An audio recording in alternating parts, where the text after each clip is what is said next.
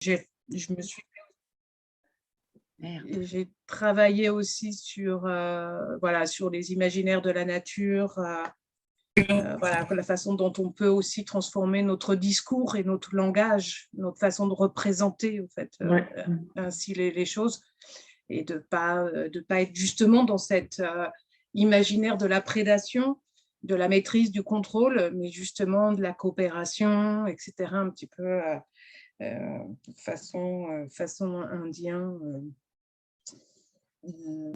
Voilà, enfin bon, je me mélange les bateaux. Non, voilà, Autre personne qui se présente et puis on commence. Je me présente, alors moi je suis Marika Kibi. J'ai travaillé dans le Fonds social européen d'abord, et pendant plus de 15 ans quand même. Et je me suis réorientée dans le développement durable via un master. Je pensais naïvement pouvoir rejoindre ce secteur, entre guillemets, ce secteur qui est énorme, mais qui finalement est un petit secteur encore. Et donc, ça fait à peu près 10 ans que j'essaie de rejoindre le secteur du vivant, c'est-à-dire c'est un oxymore. Et je pense bientôt y arriver. En fait, je fais des allers-retours pour gagner un petit peu d'argent quand même, entre le Fonds social européen et des missions très courtes. Et voilà, sinon à côté de ça, bon, je suis un peu, même beaucoup artiste sur les bords. Et c'est vrai que quand vous parlez d'imaginaire et tout ça, ça me parle beaucoup. Voilà, j'ai un projet de BD sur une jeune gaffeuse, c'est pas moi, attention, sur une jeune gaffeuse qui veut sauver la biodiversité. Et je vous raconte pas la suite parce que voilà, mais c'est un projet.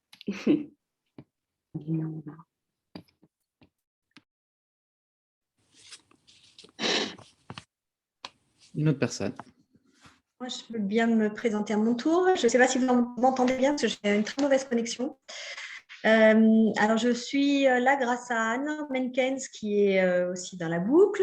Je suis enseignante, fresqueuse de la fresque du climat, donc animatrice de la fresque du climat et co-créatrice avec Anne-Laure justement de la fresque des animaux.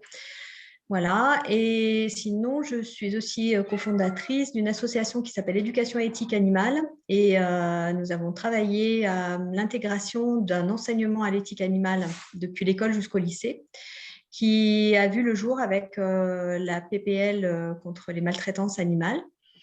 Donc, nous sommes en partie ravis. Maintenant, il faut mettre en œuvre cet enseignement. Et donc, nous travaillons aussi à la mise en place d'une formation pour les enseignants sur ce sujet. Voilà. Bon, très bien, merci. Merci à tous d'être là, tout aussi. Donc, on va commencer. Je vais vous présenter très brièvement Nous sommes vivants. Je demanderai par exemple à Brigitte aussi de faire sa présentation de Nous sommes vivants, puisqu'elle est membre depuis longtemps, et c'est toujours intéressant d'entendre plusieurs voix. Donc, je vais brièvement vous présenter Nous sommes vivants. Ensuite, nos deux intervenants, donc Yolène et Jacques, vont nous parler des rapports de prédation, et une demi-heure avec questions. Et ensuite, on parlera des projets en cours dans l'association, si ça vous va. J'essaierai de faire un autre moment d'inclusion à la volée. Voilà, donc Nous sommes vivants. C'est une association qui réunit les professionnels de l'innovation et de la transformation pour apporter la transition écologique dans les entreprises. L'année dernière, à la même date, on a fait une grande réunion avec beaucoup de slides. Cette fois-ci, il n'y en aura presque pas.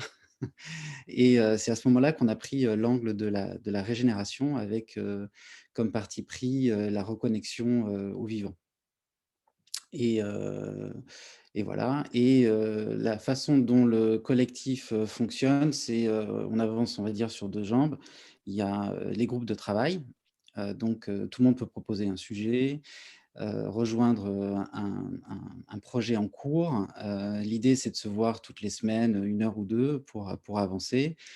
Un constat que l'on a fait, c'est qu'aujourd'hui, on n'avait pas tous les outils, toutes les méthodes pour travailler avec les entreprises. Il y a beaucoup de choses qui se font au niveau des collectivités locales. Pour les entreprises ou les organisations, c'est plus compliqué. Quand on fait intervenir la régénération dans l'équation, c'est encore plus compliqué. Donc, ces groupes de travail visent à développer des outils, des méthodes, des approches ensuite pouvoir les porter ensemble dans les entreprises. L'autre jambe sur laquelle on avance, c'est le maillage de compétences. Tout à l'heure, on en parlera. C'est l'idée, le principe, la volonté de travailler ensemble sur des missions. Donc, un cas de figure, c'est une personne fait appel à nous parce qu'il ou elle a une mission et il manque un profil particulier. Un autre cas de figure, c'est il y a un appel d'offres et ensemble, parce qu'on se connaît, on s'apprécie, on décide d'y répondre à plusieurs. C'est bien ça la volonté ou l'ambition de ce collectif, c'est de faire croiser les métiers, l'innovation et la transformation dans les entreprises. Moi, ce que j'ai constaté il y a un moment de ça, c'est que on- il est important, il est nécessaire de développer des produits et des services, si possible, à impact positif sur l'environnement, la société et l'économique. Quand on fait ça dans une entreprise, on travaille en intelligence collective avec un groupe de collaborateurs ou de parties prenantes. C'est nécessaire aussi d'accompagner la transformation. Quand ça a lieu, là aussi, c'est un groupe en intelligence collective. Toutefois, ce n'est pas le même groupe en intelligence collective. Donc l'idée, le principe, c'est de se dire qu'on peut, si on collabore ensemble, trouver des façons d'aider les collaborateurs dans les entreprises et les parties prenantes dans le milieu économique à développer des produits et des services à impact positif et en même temps accompagner les transformations qui peuvent avoir lieu au niveau individuel, collectif ou organisationnel dans les entreprises. Voilà, donc un peu, voilà. Comment est-ce que tu dirais autre chose, toi, Brigitte, qui nous suit, depuis quelque temps maintenant, presque, je dirais 1 an et demi? Oui, alors juste pour me présenter, parce que je vois qu'il y a plein de connexions avec les personnes qui sont présentes. Donc, j'habite Paris, je travaille dans le domaine de l'intelligence collective, formée à la théorie U et le design thinking. Oups. Et le design thinking. Donc, je suis animatrice de la fresque du climat. En fait, j'ai commencé comme ça et j'ai vu qu'il y avait des animateurs. Donc, je suis également animatrice de la fresque du facteur humain. J'ai vu qu'il y avait un petit message qui était passé avec des dates sur comment ça s'appelle, des fresques en ligne. Donc, moi, je sais que je vais animer celle du 4 avril. Je vais en animer certainement une, puisque paraît-il qu'au total, il y a 450 personnes d'inscrits. Donc, remettre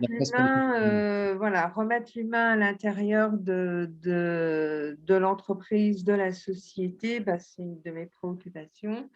Dans un mouvement écologique, dans un mouvement vivant. Donc, et c'est pour ça que j'ai rejoint Nous sommes vivants. Et là, j'ai créé une petite idée de faire un petit pôle formation parce que la formation et la connaissance permet aux personnes de rentrer dans l'action. Voilà. Et permet aussi de dédramatiser, de remettre du réel dans les relations également. Donc, c'est la première étape. Après, il y a d'autres étapes. Voilà. C'est le premier palier. Est-ce que j'ai bien décrit l'association? Est-ce qu'il y avait quelque chose à rajouter? Oui, enfin, l'association, c'est vraiment qu'est-ce qu'on fait ensemble au niveau du vivant. Enfin, ce qui nous lie, c'est vraiment réintroduire le vivant, ce côté à la fois humain, écologique, régénération, enfin, et qui fait que on agit différemment. Voilà. Super. Je mets ici dans le chat le formulaire pour nous rejoindre. Il n'y a pas de droit de... Enfin voilà, c'est gratuit pour nous rejoindre. Et voilà. Et alors, j'ai encore quelqu'un à mettre. Voilà, hop. Est-ce qu'un autre membre de l'association veut prendre la parole avant qu'on passe au sujet des rapports de prédation dans les entreprises avec Jacques et Yolène?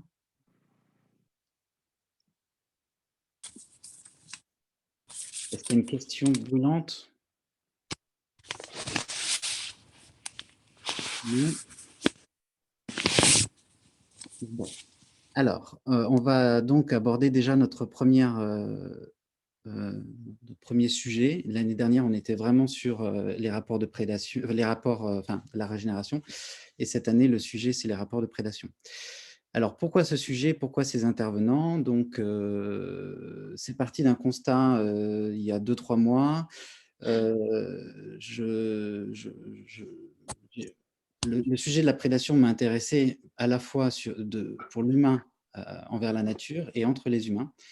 Et c'est vrai que j'ai voulu dépasser le sujet de la prédation tel qu'on pouvait l'entendre habituellement dans le monde animal avec donc, la pyramide de la chaîne alimentaire et aussi aller plus loin que des rapports difficiles qu'on pourrait qualifier de harcèlement.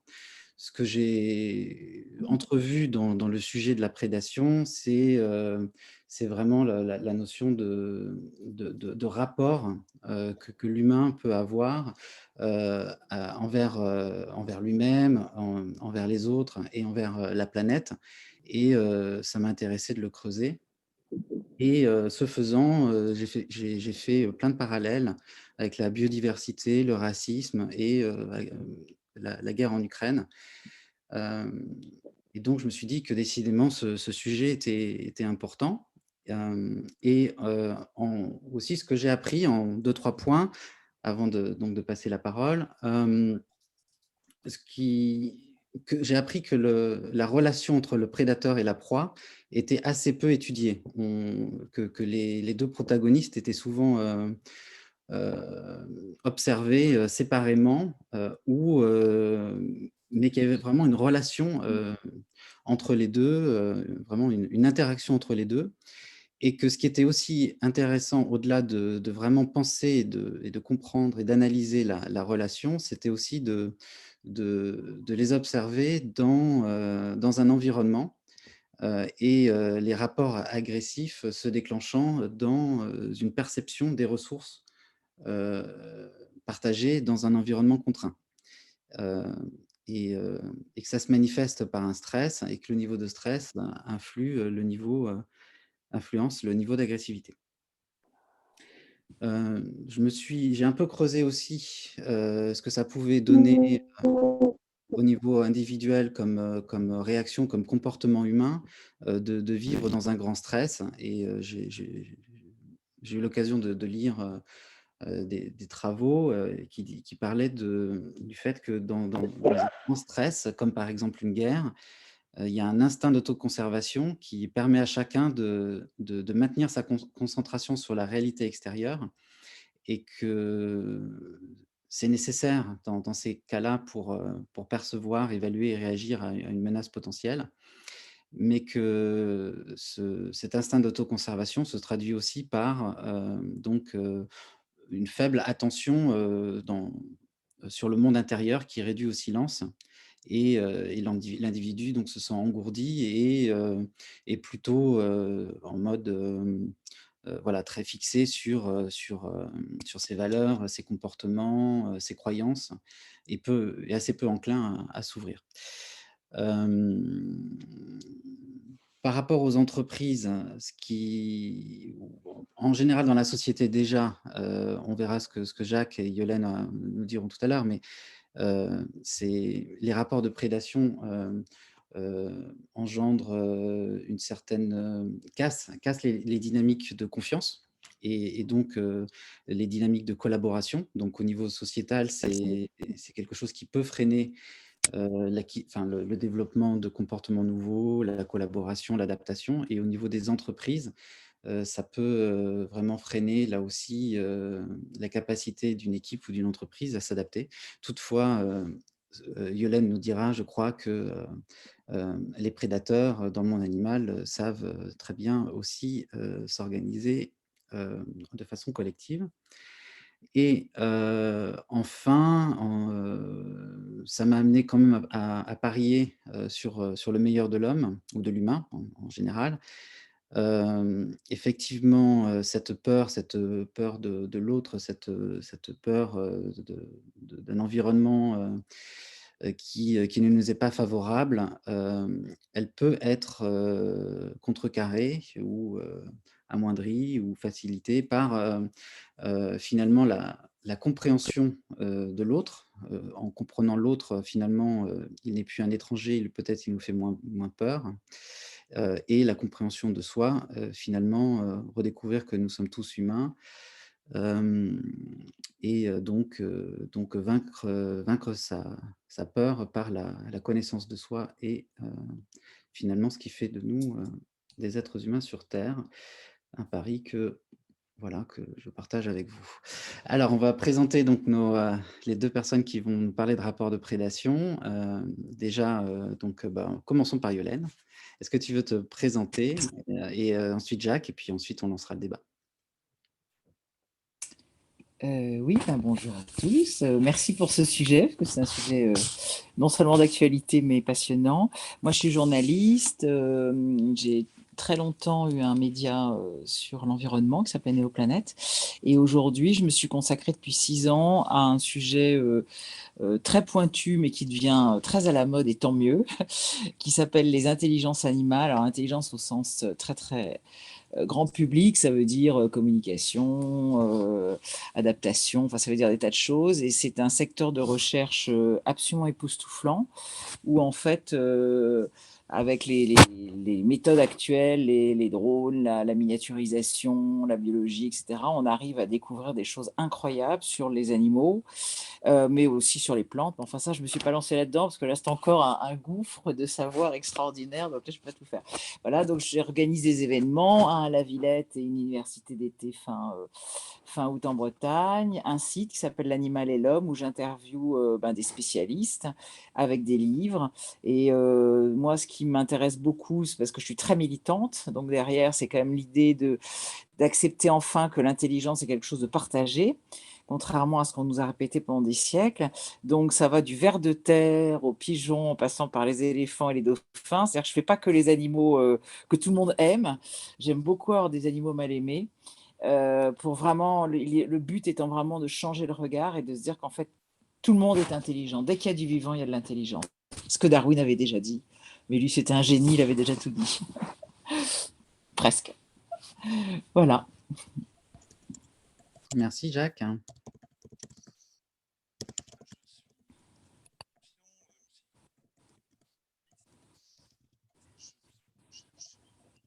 Jacques, peut-être le micro. Excusez-moi, je n'avais pas cadré mon micro. Je reprends peut-être. Donc, je suis médecin comportementaliste. Je fais de la recherche sur les thérapies neurocognitives, entre neurosciences donc, et thérapie cognitive. Mais j'interviens dans les domaines de l'accompagnement des changements de l'évolution des modes de vie, on va dire, médecine environnementale au sens plus technique. Et puis, je suis à l'initiative d'un GIEC du comportement, ou GIECO en français, IPBC, International Panel on Behavior Change, ipbc.science, si vous voulez voir le site. Voilà, ça c'est pour la présentation générale. Je dirais que ce qui m'intéresse plus largement, c'est l'accompagnement des transitions, au sens pluriel du terme, puisqu'elles ont tout en commun l'incertitude, le changement d'échelle temporo-spatiale, et la nécessité d'une intelligence à la fois collective et, je dirais, véritablement adaptative, et de sortir du cadre des stéréotypes, pour ne pas dire de tout ce qui peut étouffer l'humain, depuis ce que Freud avait dit sur le surmoi et j'en passe. C'est bien documenté comment nous libérer de toutes ces influences qui nous amoindrissent, et comment faire que la société de demain devienne non seulement viable, mais désirable et équitable. Merci. J'ai mis les liens de L'Animal et l'Homme et du GIECO et PBC dans le chat. Donc, si vous voulez bien, on va peut-être débattre en 3 parties. Déjà revenir sur les rapports de prédation, qu'est-ce qu'on entend par là, et là peut-être à un niveau assez individuel, ensuite passer peut-être à un niveau social, parce qu'on voit bien les ramifications que ça peut avoir sur les choix finalement de mode de société ou de mode de vie. Et enfin, qu'est-ce qu'on pourrait imaginer dans les entreprises en particulier pour y remédier? Qui commence? Les rapports de prédation, donc, Alors, qu'est-ce qu'on entend par là? d'accord. Moi, je suis surtout partie sur la partie animale, hein, plus que sur la partie entreprise, hein, où il y a déjà pas mal de trucs à dire. Mais, Voilà. Pardon? vas-y, vas-y. D'accord, super. Alors, déjà, il me semble que la prédation chez les animaux, elle est essentiellement liée pour se nourrir, se défendre, en fait, être mangé ou manger l'autre. Il y a quelques exceptions, mais sincèrement, alors, on découvre des tas de choses. Donc, peut-être que dans 5 ans, on ne dira pas la même chose. Aujourd'hui, à part le chat, qui reste un grand mystère, muse à tuer. Je pense qu'il y a un problème d'empathie chez le chat qui ne se rend peut-être pas très bien compte que le jouet, en fait, parce qu'il joue avec une boule comme avec une souris. Donc, mais c'est un autre problème. Mais à part ça, même les animaux très guerriers, comme les chimpanzés ou les fourmis, qui sont capables de faire comme nous la guerre, vraiment avec... c'est toujours pour conquérir de nouveaux territoires et pour des problèmes de nourriture.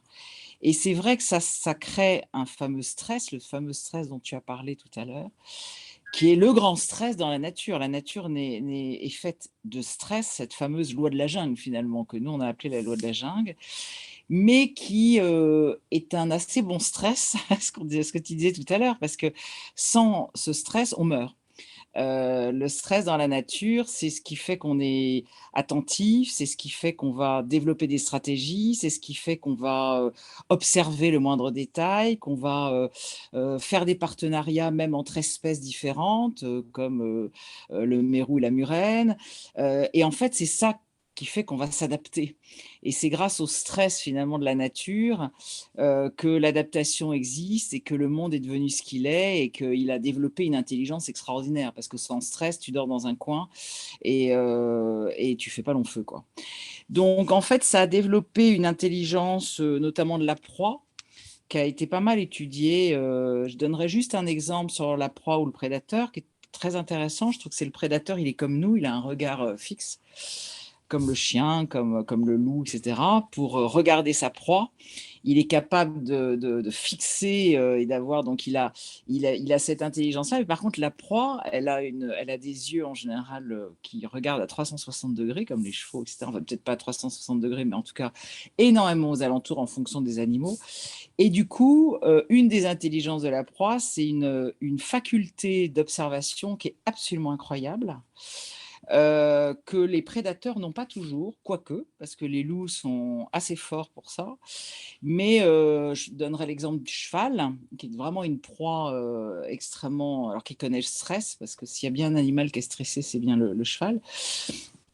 Avec ses yeux, il a développé un tel sens de l'observation que quand il est capable de percevoir la moindre énergie d'un oiseau caché là-bas dans les feuilles, etc.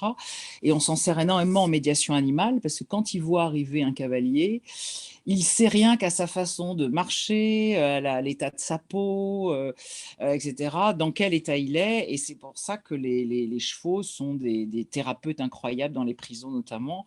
Et on dit toujours qu'on ne peut pas mentir avec un cheval. On peut toujours faire semblant, mais un cheval sait exactement dans quel état d'esprit vous êtes. Et on s'intéresse beaucoup à ça. On voit si le cheval vient vers vous, si le cheval s'en va, c'est que vous n'allez pas bien et qu'il n'a pas du tout envie d'être près de vous parce que vous êtes un peu toxique, quoi. Donc, je dirais que la différence que je vois entre la prédation chez les humains et la prédation chez les animaux, c'est qu'elle n'est jamais gratuite chez les animaux. Il n'y a pas de prédation gratuite, il n'y a pas de violence gratuite pour 2 raisons. D'abord, ça demande beaucoup trop d'énergie. Et dans la vie, tout est une question d'énergie dans la nature.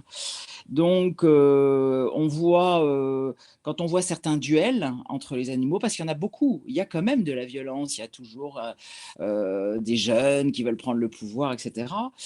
Ils vont se battre, mais à un moment, ils vont lâcher prise parce qu'ils vont se dire, je vais plutôt aller manger. On le voit très bien dans les duels de chevaux, justement. Ils vont se battre méchamment, ils vont se mordre, ils vont se donner des coups de pied. Et à un moment, celui qui n'arrive pas, il va lâcher prise et il va retourner comme ça dans le pré et il va manger. Parce qu'il va se dire, bon, voilà, je ne vais pas y laisser ma peau, je vais plutôt manger. Donc ça, c'est une des premières raisons qu'on voit au fait qu'il n'y ait pas de prédation gratuite. Et la deuxième raison, c'est que quand on parle d'intelligence collective, c'est le contraire de l'intelligence collective, la prédation gratuite. Parce qu'en fait, en général, dans les combats, c'est quasiment les meilleurs, les plus utiles en tout cas, parmi les plus utiles, sont les jeunes, les forts, les braves, etc. On voit bien dans nos guerres, et c'est pour ça qu'on se retrouve avec des veuves, des vieillards, des gens qui vont mal, et qu'en général, après une guerre, on met des années à se reconstruire. Donc les animaux, ils le savent très bien, ça. Hein. L'animal, il est extrêmement pragmatique. Hein. Le seul truc qui compte, c'est de survivre pour lui. Donc ce genre d'intelligence, il l'a, et il ne perd pas de temps. Il veut d'abord sauver sa peau. Et donc, pour éviter cette violence, il va développer des rituels, un peu comme nous d'ailleurs. Hein. Il y a des rituels de combat, comme nous, on a le football. Pour moi, c'est un des vrais rituels aujourd'hui pour éviter la violence, où les gens, ou alors la lutte autrefois, mais certains sports de combat, etc. Donc, ça existe énormément chez les animaux. On voit beaucoup, beaucoup de duels, ou alors ils ont développé des tas de stratégies, des confrontations vocales que vous voyez chez les grenouilles, c'est pour ça qu'elles font beaucoup de bruit au moment des amours, ou chez les oiseaux, chez les hippopotames, ils s'envoient des excréments. C'est un peu bizarre. Donc, ils s'envoient des jets dégueulasses, mais voilà, il y a des odeurs. Il y a un certain qui mettent des odeurs épouvantables, et donc l'autre ne va pas supporter l'odeur, etc., etc. Donc, ils ont développé des tas de stratégies pour décharger cette violence et cette envie de prédation de l'autre sans pour autant le faire. Et puis, il y a beaucoup de médiateurs, mais comme nous aussi, hein, comme on essaye en ce moment de le faire avec l'Ukraine. Et il y a un exemple qui est toujours joli, mais chez les éléphants, c'est en général des femelles qui vont pour essayer de calmer les petits jeunes quand ils s'énervent, et pour essayer et on a vraiment vu ça, et avec des gestes bien particuliers, des mouvements de trompe, etc. Et on sait que c'est pour calmer un peu l'ambiance. Ce qu'il faut retenir en tout cas, c'est que contrairement à ce qu'on croit, il y a énormément de pacifisme dans la nature, et nous avons, pour des raisons politiques, beaucoup aimé l'image de tous les animaux sont sanguinaires, cruels, etc. Ça nous permettait de mieux les exploiter, mais elle est très fausse en fait, et on découvre de plus en plus, et même chez des grands prédateurs. Là, je viens de lire un livre qui m'a beaucoup marqué sur le requin, qui est vraiment un animal très mal aimé, sur lequel on ne connaît rien, comme toujours. Et le requin, c'est ce que explique François Sarano. En fait, il mange très peu, le requin. Il a un assez petit estomac. Et en fait, une fois qu'il a mangé, le requin, il est tranquille au milieu de plein de poissons, et les poissons ne bougent pas, quoi. Et l'orque, qui est certainement une des prédatrices les plus dangereuses, l'orque est très, très pacifiste. Une fois qu'elle a mangé, alors c'est une chasseuse redoutable, mais une fois qu'elle a mangé, elle vit en famille. Le loup, enfin, la plupart des animaux, en fait, une fois qu'ils ont mangé, qu'ils ont le ventre plein, ils n'ont qu'une envie, c'est d'être peinards, de jouer. Il y a beaucoup de jeux, de jouer d'être avec leurs enfants, de dormir, etc. Alors après, moi, je viendrai à une autre, si je peux encore continuer 5 minutes. Je pense aussi que la vraie différence, et c'est vraiment ce qui me frappe le plus entre les animaux et les humains, bon, il y a une différence qui n'est pas notre sujet, vous parliez d'imaginaire tout à l'heure, ça je pense que c'est la vraie différence. L'homme a un pouvoir d'abstraction et d'imagination que n'a pas l'animal, parce que ça ne l'intéresse pas. Mais pour moi, une des différences énormes, et qu'on voit beaucoup dans la prédation, c'est l'ego. Je pense que nous sommes tous malades de notre ego, le besoin d'être, alors on appelle ça l'ego aujourd'hui, il y avait d'autres termes avant, beaucoup de scientifiques expliquent que c'est quand l'homme s'est sédentarisé, quand il a arrêté d'être nomade, quand il a décidé de s'arrêter quelque part et de faire de l'agriculture, que tous les ennuis ont commencé. Et pour l'instant, beaucoup de gens sont d'accord sur cette explication, que je trouve assez logique. C'est-à-dire qu'à partir de ce moment-là, on a commencé à avoir des animaux, des troupeaux qui restaient là. Donc, on voulait évidemment un troupeau plus beau que celui du voisin. On a commencé à avoir un champ. On avait quand même envie d'avoir un champ plus beau que celui du voisin. On avait une maison. On avait envie. Et à partir de là, beaucoup de l'envie, en fait, de l'autre, la jalousie, le besoin. Et on commençait beaucoup de guerres. Alors, il y avait des guerres avant, mais mais des petites guerres tribales pas très méchantes. Là, on commençait les vraies guerres où on allait voler les femmes de l'autre, voler les bétails de l'autre, etc., etc. Et beaucoup de malheurs ont démarré là-dessus. Et on voit aujourd'hui où on en est, avec un capitalisme qui nous a beaucoup aidé à aider notre ego. Et là, je dirais de la bourse, où il en faut plus, toujours plus, c'est l'obsession de la croissance, au selfie, où on est capable de faire n'importe quoi, et notamment de martyriser des animaux pour avoir sa photo à côté d'un lion. Notre ego est devenu une espèce de bête galopante, et et je pense que l'ego fait qu'on a beaucoup envie de prédater l'autre, de lui faire du mal, et que beaucoup de violences sont dues à cet ego. Et c'est certainement une des plus grandes sagesses animales pour moi, que je retiens, parce que j'ai écrit un livre sur les sagesses animales. C'est ils s'acceptent tels qu'ils sont et ils acceptent les autres tels qu'ils sont. Et ça paraît très simple à dire. Pour nous, c'est hyper compliqué. S'accepter déjà tel qu'on est, je pense qu'on met une vie à le faire, et encore, je pense qu'il y a beaucoup de gens qui meurent en ne s'acceptant toujours pas. Accepter son physique, accepter ses talents et ses non-talents, accepter qui on est, c'est super difficile. Et tous les gens qui ont des animaux et qui nous écoutent là savent très bien que le chien, bon, il est comme il est, le chat, il est comme il est, même s'il est moche, il s'en fout, c'est pas le problème. Et ils acceptent l'autre tel qu'ils sont. C'est ce qu'on aime dans nos animaux domestiques, hein, même quand on est fatigué, ils nous aiment toujours autant, même quand on a été pas cool, ils nous aiment toujours autant, etc. Et ça, je pense que c'est une des grandes sources de non-prédation. Accepter l'autre tel qu'il est et ne pas rêver. Je pense que avec notre ego et justement notre pouvoir d'imagination et d'abstraction, on veut toujours être un peu au-dessus de ce qu'on est. On veut toujours être mieux, et ça commence à l'école, hein, d'ailleurs. Moi, je fais partie des gens qui pensent que les notes, c'est une très, très mauvaise éducation. Déjà, dès qu'on est petit, on a des notes et on apprend qu'on est moins bon que le prochain et qu'il faut qu'on soit meilleur. Et on est toujours dans cette espèce de course à être toujours le meilleur, que je peux comprendre, mais qui, à mon avis, est un vrai souci. Et ce que je trouve formidable dans le fait de s'accepter tel qu'on est dans la nature, ça aussi, c'est un truc que j'ai vraiment appris en travaillant sur ce sujet, c'est parce que dans la nature, tout est acceptable. En fait, il n'y a pas de règles dans la nature, il n'y a pas de normes. Et ça, je trouve que c'est un truc incroyable. C'est-à-dire que nous, on passe notre temps à avoir des normes. Il faut qu'on ait telle note, il faut qu'on soit beau comme ça, il faut qu'on soit riche comme ça, il faut qu'on soit habillé comme ça, et puis on met tout dans des cases, on range tout dans des tiroirs. Et là, en fait, ça nous conforme dans certaines peurs, et on est content, c'est bien classé, c'est tout bien fait, etc. C'est le contraire de la nature. La nature, c'est un ensemble d'erreurs, c'est un ensemble de hasards, c'est un ensemble de coïncidences, c'est un ensemble d'handicaps. Dès qu'il y a un handicap quelque part, hop, il va y avoir une intelligence qui fait que l'animal ou la plante va en profiter pour découvrir une autre stratégie, etc. Et je trouve ça intéressant parce qu'on est dans une société où on uniformise beaucoup les choses. On est tous pareils, on mange tous la même chose, on est tous habillés pareil, de plus en plus à travers la planète. Et en fait, c'est terrible. Et ça aussi, c'est quelque chose que j'ai relu là dans ce dernier livre de Sarah Naud, que décidément j'adore. Bon, mais c'est le dernier livre que je viens de lire, donc je suis tout émue sur Au nom des requins. Et il explique ça, il explique qu'en fait, la richesse de la nature, c'est grâce aux erreurs. Sans erreur, l'adaptation n'aurait pas été la même. Et c'est très souvent des animaux qui, parce qu'il y a eu une faiblesse, ont réussi. L'hippocampe, par exemple, qui est un poisson qui ne sait pas nager, et ben, il a développé toute une stratégie en se déguisant comme une algue, en s'accrochant à des algues et du coup, il n'a plus qu'à ouvrir la bouche et puis il chope tous les planctons, c'est livré à domicile. Et il a développé des tas d'autres stratégies parce qu'il ne savait pas nager. Bon, on pourrait prendre plein d'autres exemples comme ça.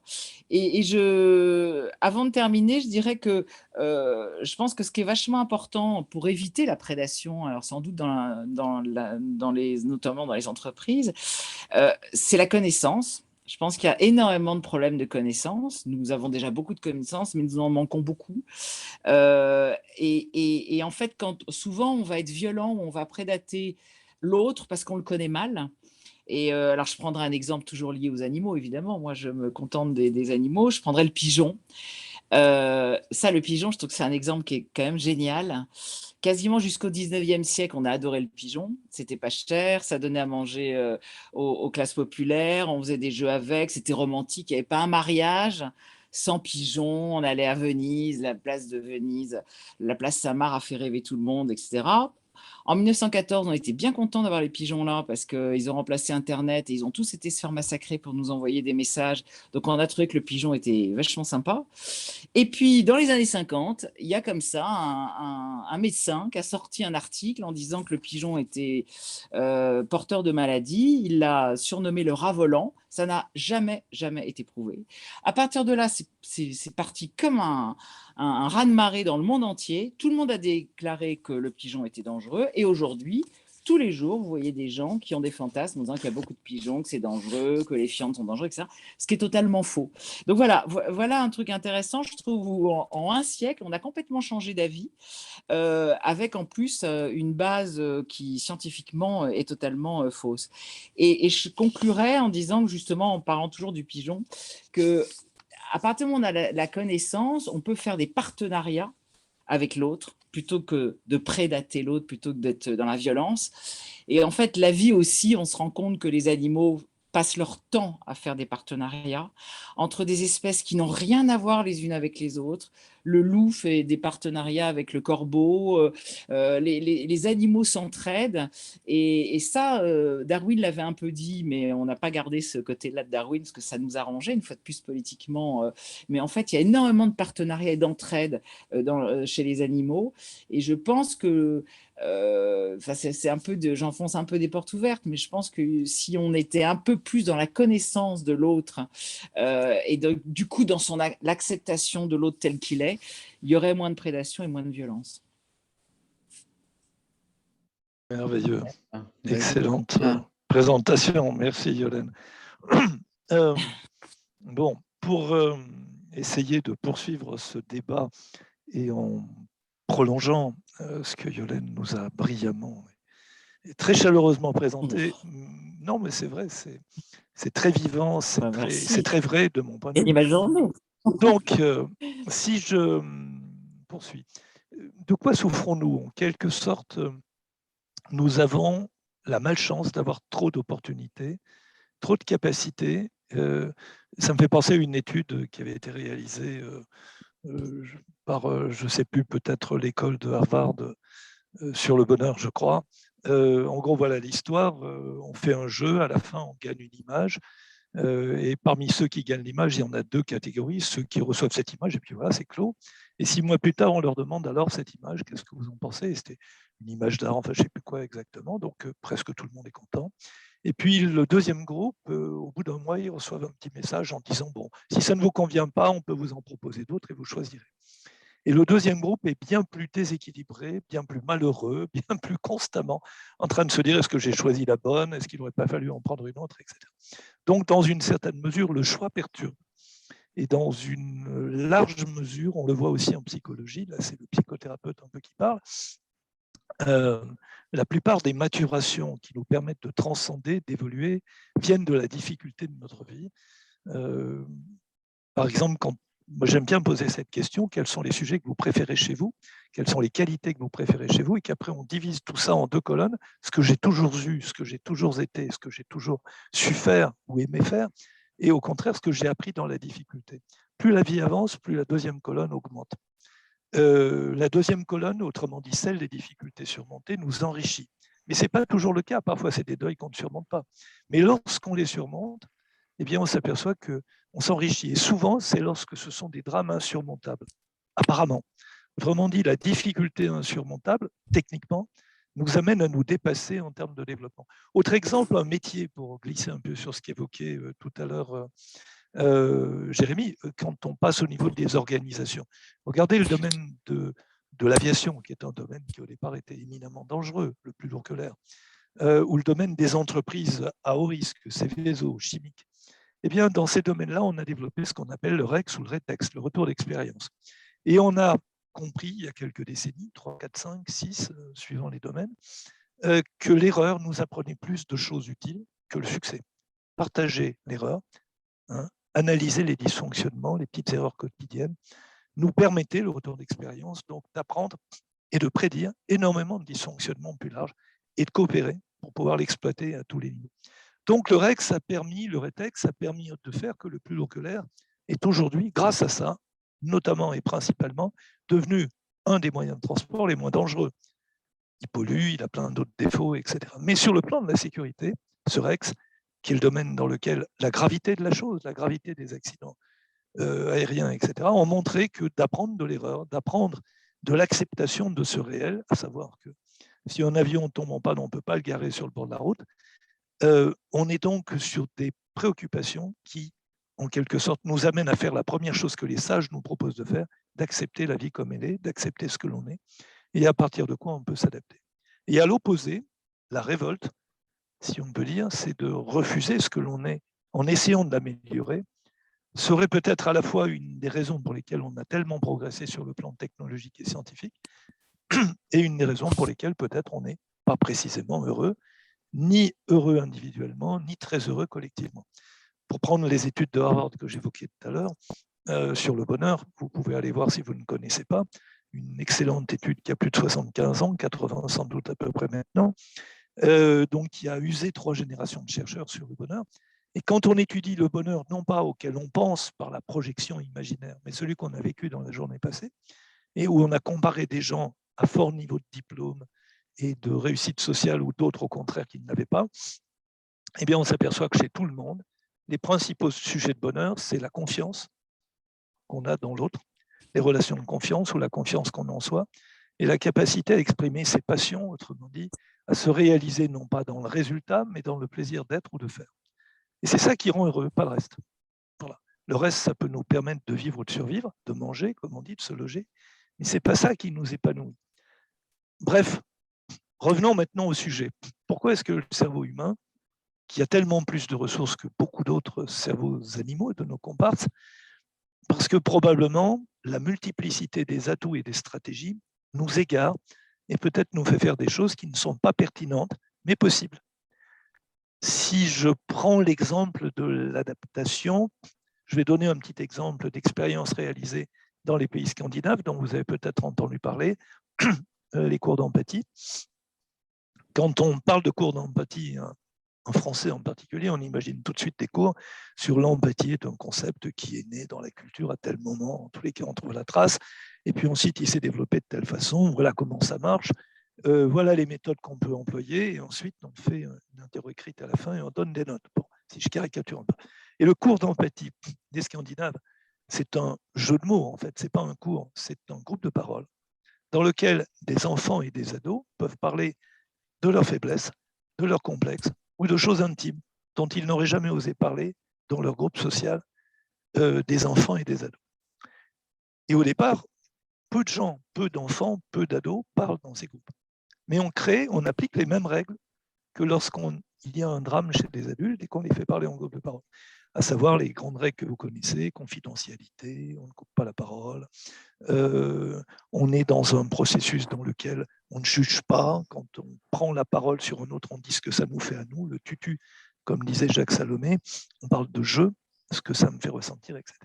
Et on s'aperçoit qu'après avoir fait partager un groupe de parole à des enfants et des ados qui, pour la plupart, au bout du compte, n'avaient pas de problème particulier, mais ne l'auraient pas fait spontanément, et qu'ils ont été mis le pied à l'étrier par les enseignants qu'on a formés en quelques heures, 1 heure par semaine pour les groupes étudiés, qu'on n'a donc pas eu besoin de détourner, on n'a pas eu de budget, si on peut dire, ça n'a rien coûté, eh bien, au bout de 6 mois, d'1 an ou plus, on s'aperçoit que la sociabilité des enfants et des ados entre eux augmente, non seulement dans leur classe, mais entre classes et générations, et avec les adultes, et qu'ils sont meilleurs dans les domaines même de performance scolaire, mais en coopération plutôt qu'en compétition, en émulation plutôt qu'en compétition.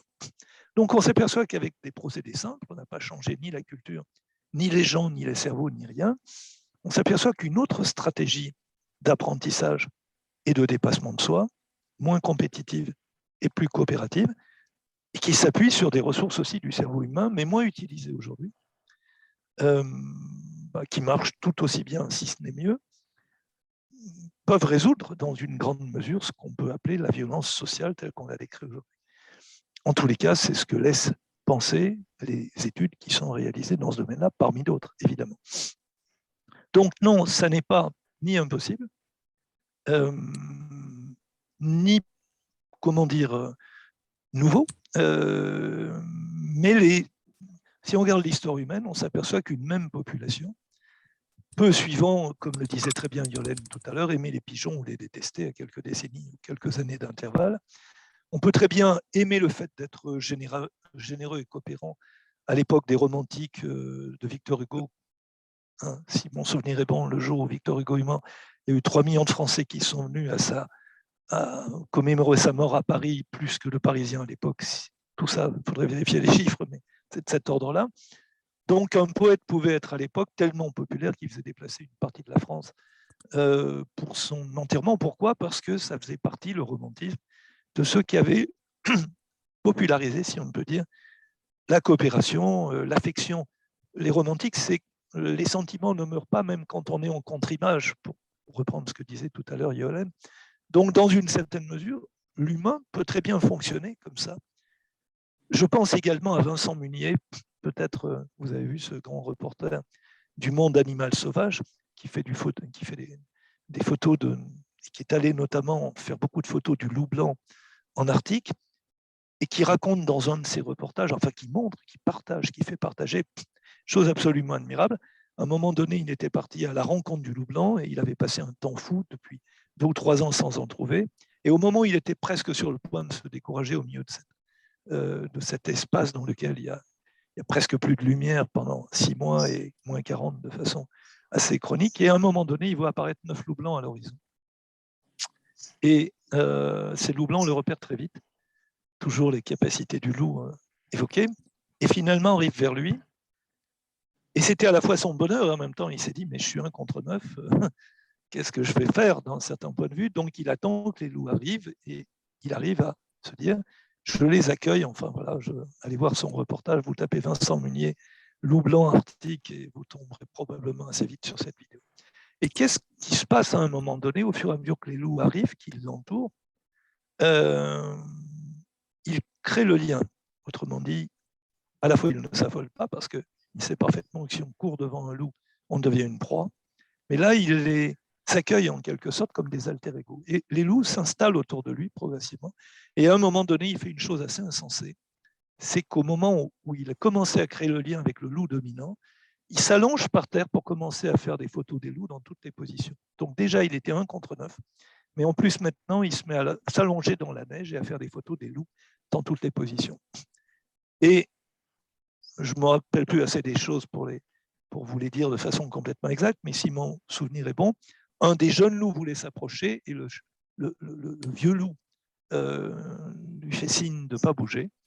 Et voilà, donc à un moment plus tard, ils font une espèce de presque de process d'intégration dans le groupe, et puis tranquillement, les loups partent un moment plus tard, comme s'ils avaient quitté voilà, quelqu'un qu'ils avaient visité. C'est pour dire que il y a des manières différentes de fonctionner, aussi bien entre animaux.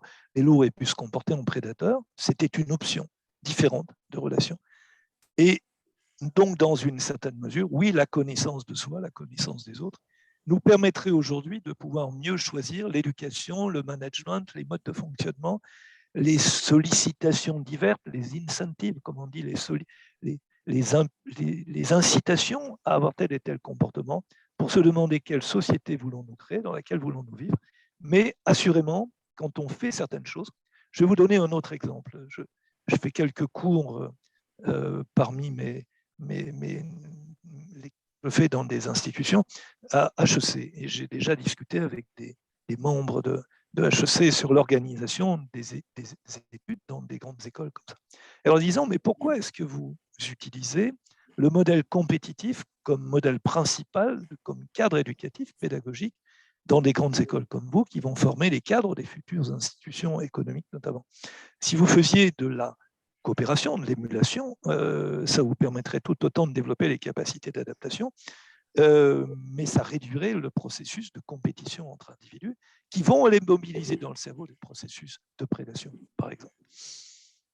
Ben, en général, la discussion, c'est oui, pourquoi pas, c'est pas bête, mais ça ne débouche pas sur des actions. Mais c'est pour dire que lorsqu'on imagine ce genre de choses, effectivement, on n'a pas besoin de changer les gens, mais on change le mode relationnel.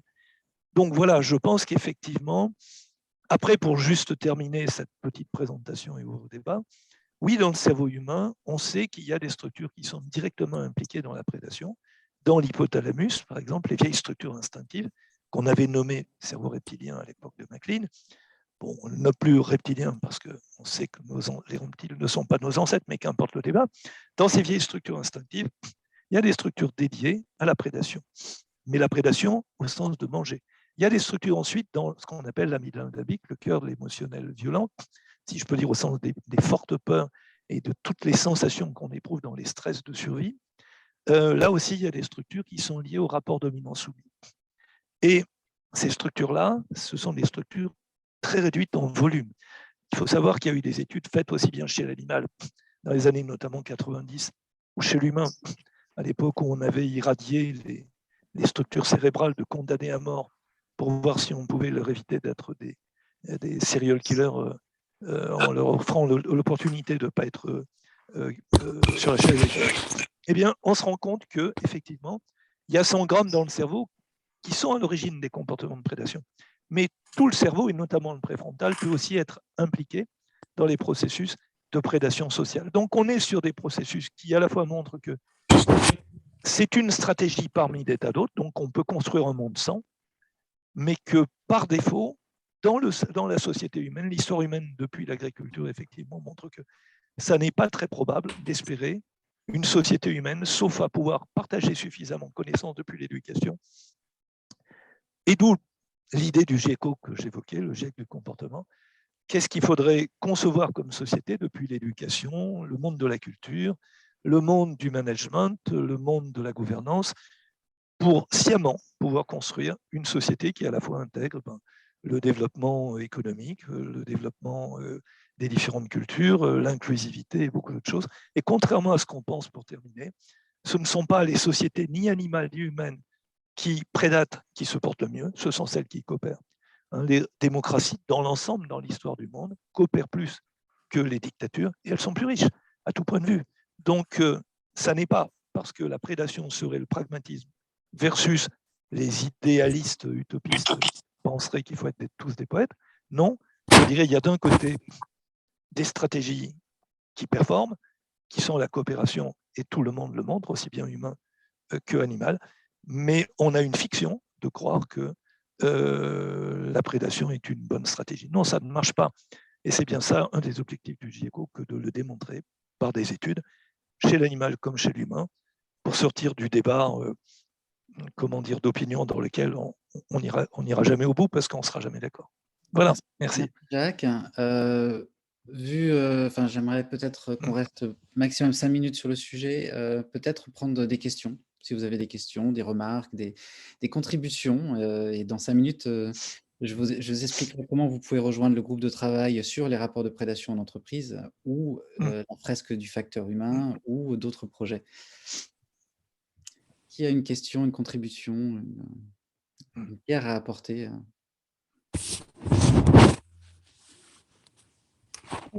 Bonjour. Bonjour Véronique. Bonjour à tous. Bonjour. Merci déjà Yolène, Jacques pour ces contributions extrêmement riches. Je voulais apporter une contribution parce que je suis un pur produit, comme vous en parliez à l'instant, grande école, donc élevé dans cet esprit de compétition. Ça m'a mené à un burn-out extrême. Donc je me remets à peine et j'ai voulu comprendre ce qui s'était passé, comprendre mon histoire. Et en fait, en creusant, en lisant les philosophes, en étudiant les neurosciences, la psychologie, énormément de domaines, j'ai pris conscience à quel point toutes les théories économiques que j'avais apprises quand j'avais 20 ans, Adam Smith, l'Homo economicus, cette image de l'homme qui avant tout ne cherche que le pouvoir, le plaisir, c'est ancré en nous en fait, et on en arrive à être complètement instrumentalisé dans des rapports de force, de pouvoir en fait, qui nous détruisent. C'est le toujours plus en fait, et comme vous le disiez si justement, c'est que ces théories-là, on les questionne à aucun moment, ça devient des croyances, des fonctionnements. Et alors, nous, on ne sait pas qui on est, en fait. On apprend ça, un petit peu comme dans l'éducation. C'est aussi à l'école. D'ailleurs, on ne nous apprend pas à être, par exemple, en amitié avec soi. On n'est pas dans une saine émulation. C'est toujours, il faut avoir la meilleure note. Et quand on a une éducation rigide, il n'y a pas le droit d'avoir en dessous de 15, par exemple. Donc, on vit sous pression aussi. Cette pression, elle se poursuit dans l'enfance, l'adolescence, à l'âge adulte. Et après, c'est un poste après un autre parce que il faut faire une carrière quand on vient d'un certain milieu et qu'on a fait une grande école. Et à un moment donné, tout lâche. Il y a des événements difficiles. Moi, par exemple, j'ai perdu un enfant, j'ai eu un accident. Il y a beaucoup de facteurs difficiles. Et à un moment donné, il y a tout qui implose. Et c'est là, comme vous disiez très justement, quand il y a cette souffrance qui émerge, quand plus rien n'a de sens, on revient à ses fondamentaux et on se dit mais qui je suis? Est-ce que cette vie a eu un sens? Et puis surtout, il faut se reconstruire quand on est arrivé à plus pouvoir marcher, à plus pouvoir faire fonctionner son cerveau. Tout ce que je pouvais encore faire, c'était juste être présente. Alors, heureusement, j'avais appris à méditer quelques années auparavant, mais au début, c'était de façon instrumentalisée, c'était pour tenir, comme le yoga ou pour la course à pied. C'était même pas pour me faire plaisir, c'était le pire finalement. Mais là, du coup, j'ai questionné tout ça, j'ai utilisé la présence différemment pour survivre au début, parce qu'il me restait que ça, puisque je pouvais plus penser ni marcher. Et là, j'ai découvert une source de paix intérieure en fait extraordinaire à force de pratiquer. J'ai appris aussi le foutez-vous la paix, je ne sais pas si vous connaissez, de Fabrice Midal, qui est un philosophe qui a créé l'école occidentale de méditation, qui est en marge de... Il n'y a pas de connotation religieuse, c'est ça qui est assez formidable, et c'est très simple et éclairant. Et comme vous disiez très justement, ça a permis d'avoir une autre relation à soi, en fait. On découvre une certaine forme de bienveillance, et à partir de là, je me suis rendu compte que toutes mes relations aux autres changeaient. La relation à moi-même, mais aussi à mon conjoint, à mes amis. Et là, il y a quelque chose qui se dénoue. On se met à accepter ce qu'on est, ce qu'on a vécu, ce qu'on devient. Et là, voilà, il y a une extraordinaire métamorphose qui se met en place. Et je crois que c'est vraiment l'une des clés du débat de ce soir, voilà, pour passer de ces rapports de prédation à ces rapports de saine coopération, cet autre modèle qui est tout à fait possible, j'en suis de plus en plus convaincue, autour de la conscience, de la bienveillance, de la solidarité et aussi du bien-être. Et comme vous le disiez, c'est effectivement dans ce cadre-là qu'on peut avoir les meilleurs résultats sociétaux, tout simplement parce qu'on est tous ensemble. On peut utiliser notre intelligence émotionnelle, l'intelligence collective. On adhère à des modèles sociaux. Il y a des sociétés qui arrivent, des plus petites, mais donc ça me donne beaucoup d'espoir pour les grands groupes. Simplement, je crois qu'il faut que chacun, on arrive à ce que les managers, les leaders touchent du doigt cette possibilité de fonctionner différemment avec eux-mêmes et avec les autres. En fait, tout est dans la relation en fait à soi et aux autres, et ça s'expérimente en fait, ça se décrète pas. Donc on peut expliquer, voilà. Ce sujet-là, Véronique, Pardon, je suis un petit peu longue peut-être. Est-ce que tu veux justement prendre le temps maintenant de présenter ton projet que tu voudrais faire au sein de Nous sommes vivants, parce que... Oui, alors je ne sais pas si mon PowerPoint va passer. Je le mets à l'écran. Est-ce que vous le voyez? Non, on ne le voit pas. Non, d'accord. Moi, je peux peut-être le partager. Si tu peux le... Merci beaucoup. Alors du coup, je reviens... Pardon, donc ça ne se voit pas. Alors, c'est justement, c'est un groupe de réflexion. L'idée, c'est de proposer en fait un contenu de formation à destination des entreprises pour faire de cette épidémie, on est à 2,5 millions de burn-out. Ah ben voilà, ça passe, voilà. Merci Jérémy. Voilà, donc j'avais résumé ma triple expérience de vie. Donc, je viens des ressources humaines, développement des compétences, mais aussi conduite de projets de changement et accompagnement au changement. Et donc, dans des cabinets, des grandes entreprises, des associations, enfin différents types de structures, dont l'aéronautique, Jacques, dont vous parliez, on n'a pas le droit à l'erreur, donc je connais bien cet univers. Mais c'est surtout voilà, cette dernière expérience, enfin, le tout cumulé, où je connais les déterminants, tout ce qui peut bloquer effectivement dans les changements, c'est beaucoup la peur de l'autre, les résistances, et là, effectivement, il faut débloquer les choses. Et je crois qu'on a l'opportunité, comme jamais aujourd'hui avec tout ce qui se passe, alors il y a bien sûr les burn-out, les 2,5 millions, le Covid-19 qui montre qui renforce cette tendance des burn-out, mais aussi qui montre cette déconnexion du vivant. Ce que j'ai oublié de dire, c'est quand on se reconnecte aussi à soi, on se reconnecte au vivant. Il est vraiment là, aux animaux. On a des synchronicités de plus en plus. L'intuition se développe, on est réceptif. Donc, c'est vraiment un ensemble. C'est une reconnexion aussi à la nature. Et donc, je crois qu'il faut vraiment partir de là et tous ensemble essayer de voir comment on peut aider les managers et les leaders à, un premier point, nous conscientiser en quoi notre modèle relationnel basé effectivement sur la prédation, donc le capitalisme qui nous instrumentalise par exemple, mais il y a bien d'autres choses, nous détruit l'homme, donc tous les RPS, les psychosociaux, j'en ai eu des tonnes, c'est atroce, c'est catastrophique. J'ai regardé la dernière étude de Korn Ferry, 41% des salariés sont en détresse psychologique, c'est terrible. On a d'autres études qui nous disent que de toute façon, notre modèle n'est plus adapté pour la société de demain qui doit être résiliente, solidaire. Donc, je crois que c'est vraiment le moment. Et je pense qu'il faut, dans un deuxième point, donc, identifier et proposer un nouveau modèle durable qui concilie, et c'est possible, performance, agilité, coopération, confiance et bien-être. En fait, comme vous disiez Jacques, plus on est agile, plus on se connaît, plus on peut utiliser nos émotions, notre intelligence émotionnelle, plus on est efficace, plus on est ouvert aux autres, moins on est dans la peur, et là, on a vraiment le meilleur de tous. Et alors, moi, je suis partie d'une chose, j'en ai parlé brièvement, mais effectivement, je crois que c'est vraiment une des clés d'accès, cette expérimentation, en fait, d'une autre relation à soi et au vivant pour mieux se connecter aux autres. Ça passe par une attention donc à soi, découvrir qu'on n'est pas nos pensées, qu'on n'est pas nos croyances, on peut s'en distancer, tout simplement par une façon d'être. C'est pas qu'une technique. On croit que la méditation, ou non-méditation d'ailleurs, parce qu'en fait, c'est très, très simple, c'est même enfantin, il suffit juste de comprendre comment ça marche. Il y a ça, il y a aussi le pouvoir des mots. On ne parle pas assez de la physique quantique. L'être humain n'est pas que matière. Ça, Jacques, je crois que vous, sans doute, pourrez apporter un éclairage, mais on est aussi de l'énergie, de l'information. Dans les mots, il y a des vibrations. Et par exemple, j'ai fait 2 colonnes. J'ai pris les mots qui sont dans nos entreprises: contrôle, peur, jugement, compétition, prédation, stress. Quand on les sent dans notre corps, ce qu'on ressent immédiatement, c'est une sensation de mal-être, en fait, un mal-être diffus. Si en parallèle, on met les mots maîtrise, laisser être, confiance, bienveillance, acceptation, coopération, solidarité, apaisement, on a une paix intérieure. C'est automatique, en fait.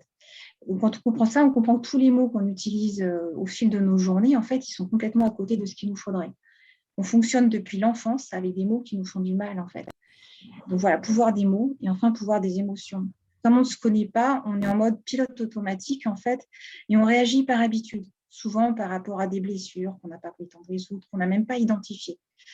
Quand on est malade, on a le temps, ça, tout s'arrête. Donc, on a le temps de travailler un peu sur soi, de se connaître, voir ce qu'on rejoue ad vitam aeternam, voir toute cette souffrance qu'on porte, et conscientiser ça par cette pratique là, d'observation de soi, ça permet de le stopper. En fait, ça se dissout. L'émotion, quand elle est exprimée, elle se dissout en douceur, en fait. Il suffit d'être bienveillant avec soi et ça se produit. C'est peut-être un petit miracle du quotidien qui vient à force de pratique. Merci. C'est une initiation dans ton relation à ces émotions. Est-ce que tu peux nous laisser ton email donc, pour travailler sur ce programme de formation et plus largement Bien sûr. Voilà. Donc, l'idée, en fait, en résumé, c'est être un meilleur humain pour devenir un meilleur professionnel demain, à tout niveau, quel qu'il soit. Donc, comme tu avais commencé à prendre la parole, on a enchaîné, mais on revient sur les questions que vous pouvez poser à Jacques et Yolène. Alors, bienvenue au pôle formation. Voilà, bienvenue au pôle formation que va nous présenter Brigitte. C'est un peu dans le désordre. Est-ce que vous avez des questions pour Yolène et Jacques ou des interventions, ou vous êtes très curieux de connaître la suite peut-être? Moi, j'ai juste, bonjour Françoise qui parle.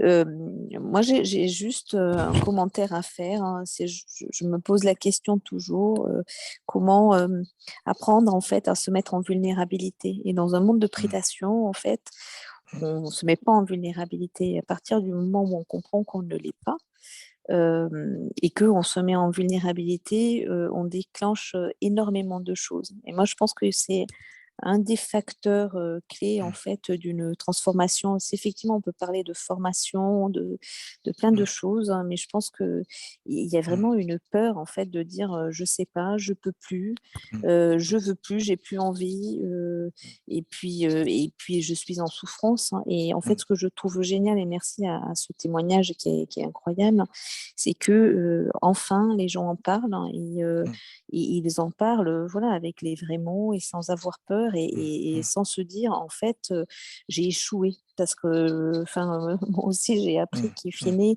se mettre en vulnérabilité, c'est être fort et c'est pas le contraire. Et ça, c'est extrêmement difficile, en fait, pour aider les gens à faire ce pas-là. Et voilà, donc je pense qu'on a un petit rôle, chacun d'entre nous en entreprise, et en particulier quand on a des rôles de manager, à aider chacun à faire ce pas, en fait, vers la vulnérabilité, qui, à mon avis, est un des leviers forts à activer. D'accord, je vais prendre toutes les questions d'un coup parce que je pense qu'on va. J'ai vraiment plus qu'une minute ou deux. Donc, Marion et Dounia, je crois que vous avez levé la main. Et on va faire ce qu'on peut. Marion, tu veux y aller? Oui, j'y vais. J'étais partie allumer la lumière. Non, c'était juste pour rebondir par rapport à ce que disait Véronique, où je trouve que la société est vraiment basée sur la prédation, donc c'est extrêmement difficile de pouvoir… là, on est entre nous, mais je trouve que dans le monde de l'entreprise ou dans le monde actuel, je trouve que c'est difficile de pouvoir exprimer sa vulnérabilité, exprimer ses blessures, exprimer ce qu'on vit. Exprimer, moi par exemple j'ai des problèmes de santé, je trouve que la société ne me laisse pas les exprimer, les entreprises ne me laissent pas les exprimer, donc j'entends, mais je trouve qu'il y a une dichotomie entre des gens qui avancent, des gens qui sont prêts à la bienveillance et d'autres qui nous enfoncent, quoi, quand on ose dire les choses. C'est pas intéressant, Merci beaucoup. Voilà. Dounia. Je ne suis pas tout à fait d'accord. Moi, je ne sais pas comment, on fait la main, là. Attendez, on va prendre la question de Dounia et je vois Sylvie. Et moi, je mettrais… Je ne sais pas comment on fait la main. Non, mais j'ai vu que tu voulais répondre, Violaine. Tu peux dire un mot ou pas? Alors, j'ai une question rapide. Ah, pardon. Voilà. Je voulais juste… Dounia et je comprends Sylvie. très bien ce que vous… Allez, Dounia, vas-y. Oui, je crois que l'idée, c'était qu'on pose toutes nos questions et qu'ensuite, vous puissiez répondre de manière regroupée. Ah, pardon. Exactement. Ok. Alors, ma question va être rapide. Moi, je me demande justement dans ces études de comportement qui ont pu être menées, est-ce qu'on relève des différences culturelles? On évoquait tout à l'heure justement ces cours d'empathie dans les pays scandinaves. Est-ce qu'il existe dans le monde des modèles, on va dire, souhaitables dont on pourrait s'inspirer, et est-ce qu'ils se sont mis en place récemment ou pas? Voilà. Bien, Sylvie? Oui, je voulais plutôt réagir sur deux choses. Un, sur la culture du droit à l'erreur. J'ai travaillé longtemps dans une grande entreprise et dans laquelle justement la culture du droit à l'erreur était vraiment interdite. Moi, en tant que j'animais des workshops et j'ai mis le pied dans le plat un jour et ça a été violent pour les équipes parce que j'avais osé poser des questions sur un produit qui avait été un très gros échec et ils avaient vraiment mis le dossier dans le passé sans jamais essayer de comprendre pourquoi, etc. Mais ça a été très violent dans les équipes quand je suis revenue sur ce projet, essayer, etc. Donc ça, il y a vraiment quelque chose à travailler là-dessus. Donc j'ai réussi à le faire, on a dépassé le cap et ça a été très fructueux, effectivement. Mais il faut bien voir que cette culture à l'erreur, dans certaines entreprises, c'est des millions d'euros. C'est pas juste certains échecs industriels, c'est pas juste, oui, on s'est trompé et c'est pas grave, quoi. Derrière, c'est des gros investissements. Donc, il faut quand même avoir ça en tête pour essayer de passer ça. Et je voulais aussi un témoignage sur la prédation dans ce même groupe que je peux nommer, mais la culture de la prédation, elle est venue d'une culture très patriarcale, très protectrice. Elle est venue avec un changement de management, avec du management par la peur. Donc, en faisant du management par la peur, c'est-à-dire de dire si tu n'obtiens pas tes objectifs, voire si tu ne fais pas plus que tes objectifs, si tu ne vas pas sans arrêt plus haut, en gros, on te vire. C'est ça ou ça. Donc, c'est aussi ces forces de ce management par la peur fait du coup, il y a toute une chaîne qui se met en place de prédation pour pas se faire virer. Et si c'est pas moi qui me fais virer, c'est l'autre, parce que de toute façon, il y a des gens qui doivent se faire virer. Et donc, en fait, c'est un processus hyper pervers, mais qui met tout le monde dans la peur et dans la prédation en même temps. Très bien, merci beaucoup pour.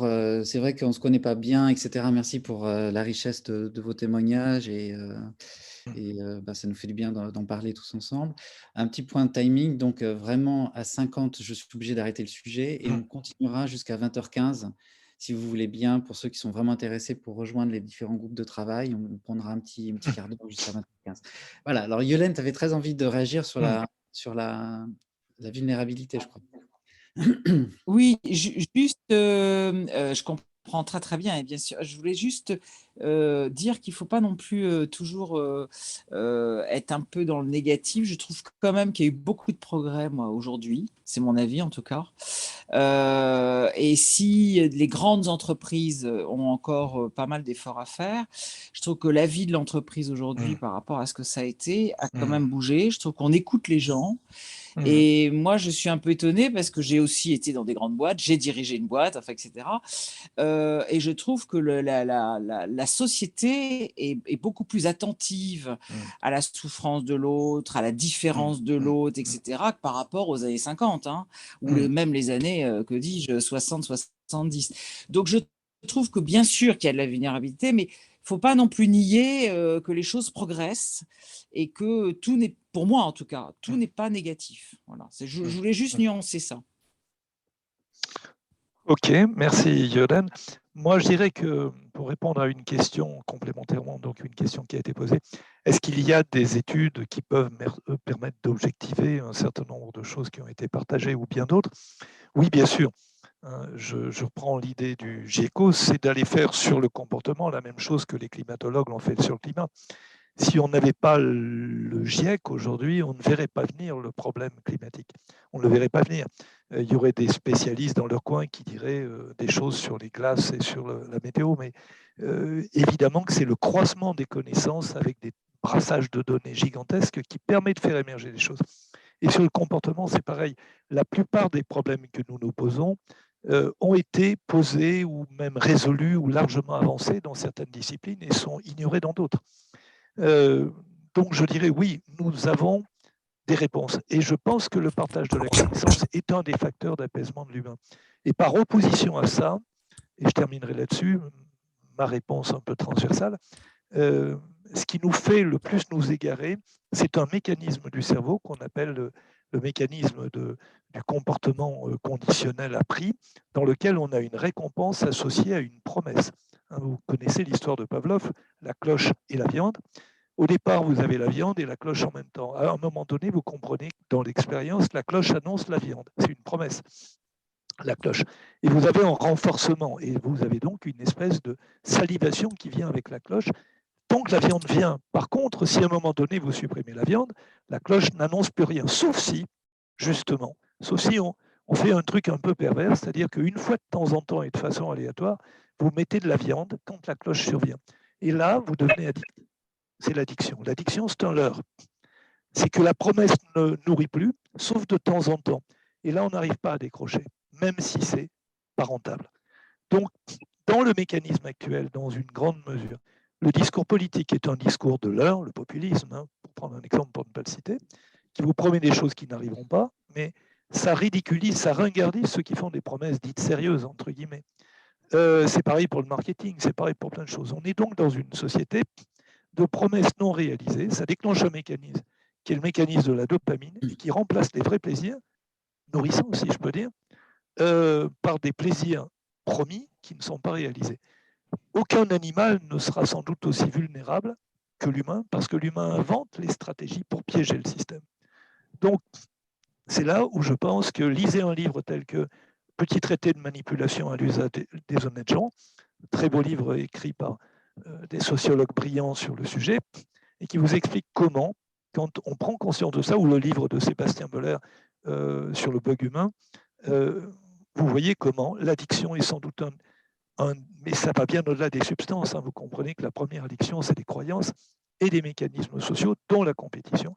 Ce sont des gros leurres, partagés d'autant plus qu'on ne les remet pas en cause. Et précisément, l'objectif, c'est d'arriver à montrer, comme pour le climat, qu'il y a des choses qu'on ne voit pas et qui sont aveuglantes. Mais ça doit devenir incontestable du point de vue scientifique pour sortir du débat sur c'est vrai, c'est faux, pour arriver enfin au débat sur les solutions. D'accord, Et merci elles beaucoup. existent déjà. Alors, je vais vous faire en 10 minutes la liste des projets et on les détaillera en suivant. Donc, le premier projet consiste à rejoindre justement le GIECO IPBC avec Jacques et moi-même et d'autres membres de Nous sommes vivants. Le principe, c'est d'être les témoins, les observateurs de ce qui se passe dans les entreprises pour identifier des enjeux, des situations particulières et les faire remonter aux scientifiques du comportement donc, qui composent le GIECO IPBC. Et donc là, on est parti sur, pour le coup, des réunions toutes les 3 semaines, non, toutes les 2 semaines, 2-3 heures, avec la prochaine réunion, donc le 15 avril, à 9 heures. Vous aurez, si vous êtes inscrit, vous aurez tout le détail des personnes. Exco, attention à votre micro. Voilà, j'ai coupé. Merci. Et Voilà. donc, le GIECO, voilà, et donc un retour des scientifiques à prévoir vers août pour nous donner des éclairages et ouvrir des perspectives voilà, d'évolution des comportements. Véronique vient de nous... donc vous avez compris qu'on s'est parlé il y a juste, je crois que c'était jeudi ou vendredi, et qu'on a partagé son enthousiasme. Et donc, je lui ai dit, bah, oui, tiens, parle-nous de ton projet et lance-le lundi. Donc, voilà, vous avez l'email de Véronique, je vous le redonnerai. Moi, je vais vous parler rapidement de la fresque du facteur humain, donc, qui est donc un projet aussi avec le GIECO, Humans Matter, Pixelis, Nous sommes vivants. Donc, je vais vous présenter ça très, très rapidement. Là, il s'agit de sessions de 3 heures et d'être formé pour pouvoir animer des sessions. Brigitte, chez Nous sommes vivants, donc, porte le pôle formation. Donc, effectivement, Brigitte et Véronique vont devoir se parler pour se coordonner. Donc, elle va nous faire un petit topo là-dessus. On est parti sur des formations qui permettent là aussi aux managers d'embrasser la régénération, de prendre soin de soi, des autres et de la planète. Voilà. Rudy n'est pas là, mais c'est un projet là, c'est la régénération, mais non pas abordé sous l'angle de la formation ou des compétences ou des postures, mais vraiment sur la démarche de design. Et avec un beau travail justement d'illustration de ce que c'est que la régénération au niveau d'un terrain, au niveau d'une ville, au niveau de l'entreprise. Qu'est-ce que ça peut vouloir dire? Qu'est-ce que ça nous inspire? Voilà. Moi, j'ai un projet sur travailler sur les imaginaires, plutôt au niveau de la consommation, les imaginaires durables, mais désirables. Comment on casse voilà, cette logique que enfin, aujourd'hui, si c'est responsable, c'est sans, c'est toutes les choses qu'on ne veut pas. Est-ce qu'on peut aussi regarder toutes les choses que l'on obtient, voilà, tout le plaisir, le désir, l'envie, voilà, aborder le responsable et le durable sous l'angle voilà, du désirable. Brigitte, est-ce que j'oublie un projet? Non, je crois que j'ai fait la liste. C'est bon, ça me paraît bon. Là, Tu m'avais sollicité accéléré. sur le maillage des compétences. Et voilà, et Bernard sur le maillage des compétences. Ah oui. Voilà. Je te cherchais dans la liste, je t'avais pas vu. Et donc, voilà, comment ça fonctionne le lundi matin à 11 h pour chacun d'entre vous peut venir nous solliciter. Il y a un fichier de 300 professionnels de l'innovation et de la transformation. On peut vous aider à identifier la perle rare qu'il vous faut dans votre projet, que ce soit pour l'animation d'une fresque ou une mission d'accompagnement en innovation ou en transformation. Et donc, Bernard va nous en parler. Voilà, voilà. Donc, j'ai fait la liste. Je suis à peu près arrivé dans le délai. Donc, dans les 5 minutes, je vous présente donc un des donc la fresque du facteur humain qui est un exemple donc, justement de ces résultats de notre intelligence collective quand ça devient concret et exploitable auprès des entreprises. Donc, la fresque du facteur humain, le principe, c'est de faire travailler en intelligence collective à peu près 10 personnes. Le groupe identifie un changement de comportement et dans une première étape, ils vont se concentrer sur quel est le comportement attendu. C'est-à-dire, par exemple, si le groupe a choisi de travailler sur devenir vegan, comment ça se manifeste lorsqu'on a réussi à devenir vegan. Et donc là, le groupe explique effectivement ce comportement cible, quelles sont les manifestations. Et ensuite, le groupe va travailler en négatif avant de travailler en positif sur quelles sont les émotions liées à ce changement de comportement et les biais cognitifs qui peuvent intervenir dans ce changement de comportement. Et ensuite, en négatif, avant de passer en positif, les leviers, par exemple, les croyances qui peuvent nous freiner. Et ensuite, le groupe travaille sur en quoi les croyances peuvent, elles, être facilitantes, quelles sont les émotions qui peuvent là aussi être positives et nous motiver, nous donner envie d'aller plus loin, et quels sont les biais cognitifs qui pourraient là aussi être exploités positivement. Et ça fonctionne comme une prise de conscience individuelle surtout et aussi collective, parce que le collectif partage son ressenti et le résultat, c'est effectivement une prise de conscience de comment on fonctionne et comment voilà. Ça, c'est une fresque avec en vert, en rouge les aspects négatifs, en vert les aspects positifs. Là, c'était simplifier les messages à arriver à transmettre en interne. Les sujets sont divers et variés. Pour moi, l'écologie, et comme vous aussi, c'est aussi bien le social que l'environnemental, que l'économique ou l'organisationnel. Donc, on peut traiter vraiment tous les sujets. Là, je vais, pendant que Brigitte parle des formations, je vous donnerai le lien pour assister à une session de 3 heures et si vous voulez être formé aussi. Et le principe ensuite, c'est que toutes les personnes formées peuvent animer gratuitement ou en étant rémunérées des sessions de fresque du facteur humain, en particulier dans les entreprises. Et il y a aussi je sais, un sous-groupe qui travaille sur une adaptation pour les adolescents ou les jeunes, plutôt là dans le milieu scolaire. Juste une phrase à ajouter peut-être pour montrer l'intérêt de ces genres de choses. Les biais cognitifs, par exemple, concernent surtout ce qu'on appelle le système 1 ou mode automatique. Autrement dit, quand on prend du recul, on est moins biaisé, voire plus. Et c'est pour ça que prendre conscience de ces biais, c'est s'en débarrasser. Ce n'est pas juste savoir qu'on les a et en rester prisonnier. Donc, c'est beaucoup plus positif qu'il n'y paraît. Donc oui, c'est essentiel de faire ce genre de choses. Merci. Alors, du coup, je partage le lien. Donc là, c'est ce que j'ai écrit sur la science-fiction pour arriver aux sciences cognitives et atterrir sur la fresque du facteur humain. Donc, mais en bas, vous avez toutes les informations pour nous rejoindre. Ceux qui doivent nous quitter, bien, à bientôt. En tout cas, nous, on se voit tous les vendredis à 11 h. Si vous allez sur noussomesvivants.co, et là, vous avez le lien Zoom. Donc, vous êtes bienvenus tous les vendredis à 11 h. Et on se voit pour le maillage de compétences dont nous parlera Bernard le lundi à 11 h aussi. Et donc, on continue pour ceux qui veulent bien rester avec nous. Brigitte, parle-nous du pôle formation. Alors, le pôle formation, pour moi, c'est vraiment une étape. Puis ça synthétise un petit peu tout ce qui a été dit. C'est-à-dire que si on veut se relier à soi, aux autres et aux vivants, il faut qu'on ait des prises de conscience. Donc, ces prises de conscience, on est un petit groupe à réfléchir sur effectivement qu'est-ce qu'on peut mettre en place pour faire en sorte qu'il y ait cette prise de conscience. Et les fresques jouent un rôle très important parce que ça va être pour nous la première étape, qui est une étape nécessaire mais pas forcément suffisante.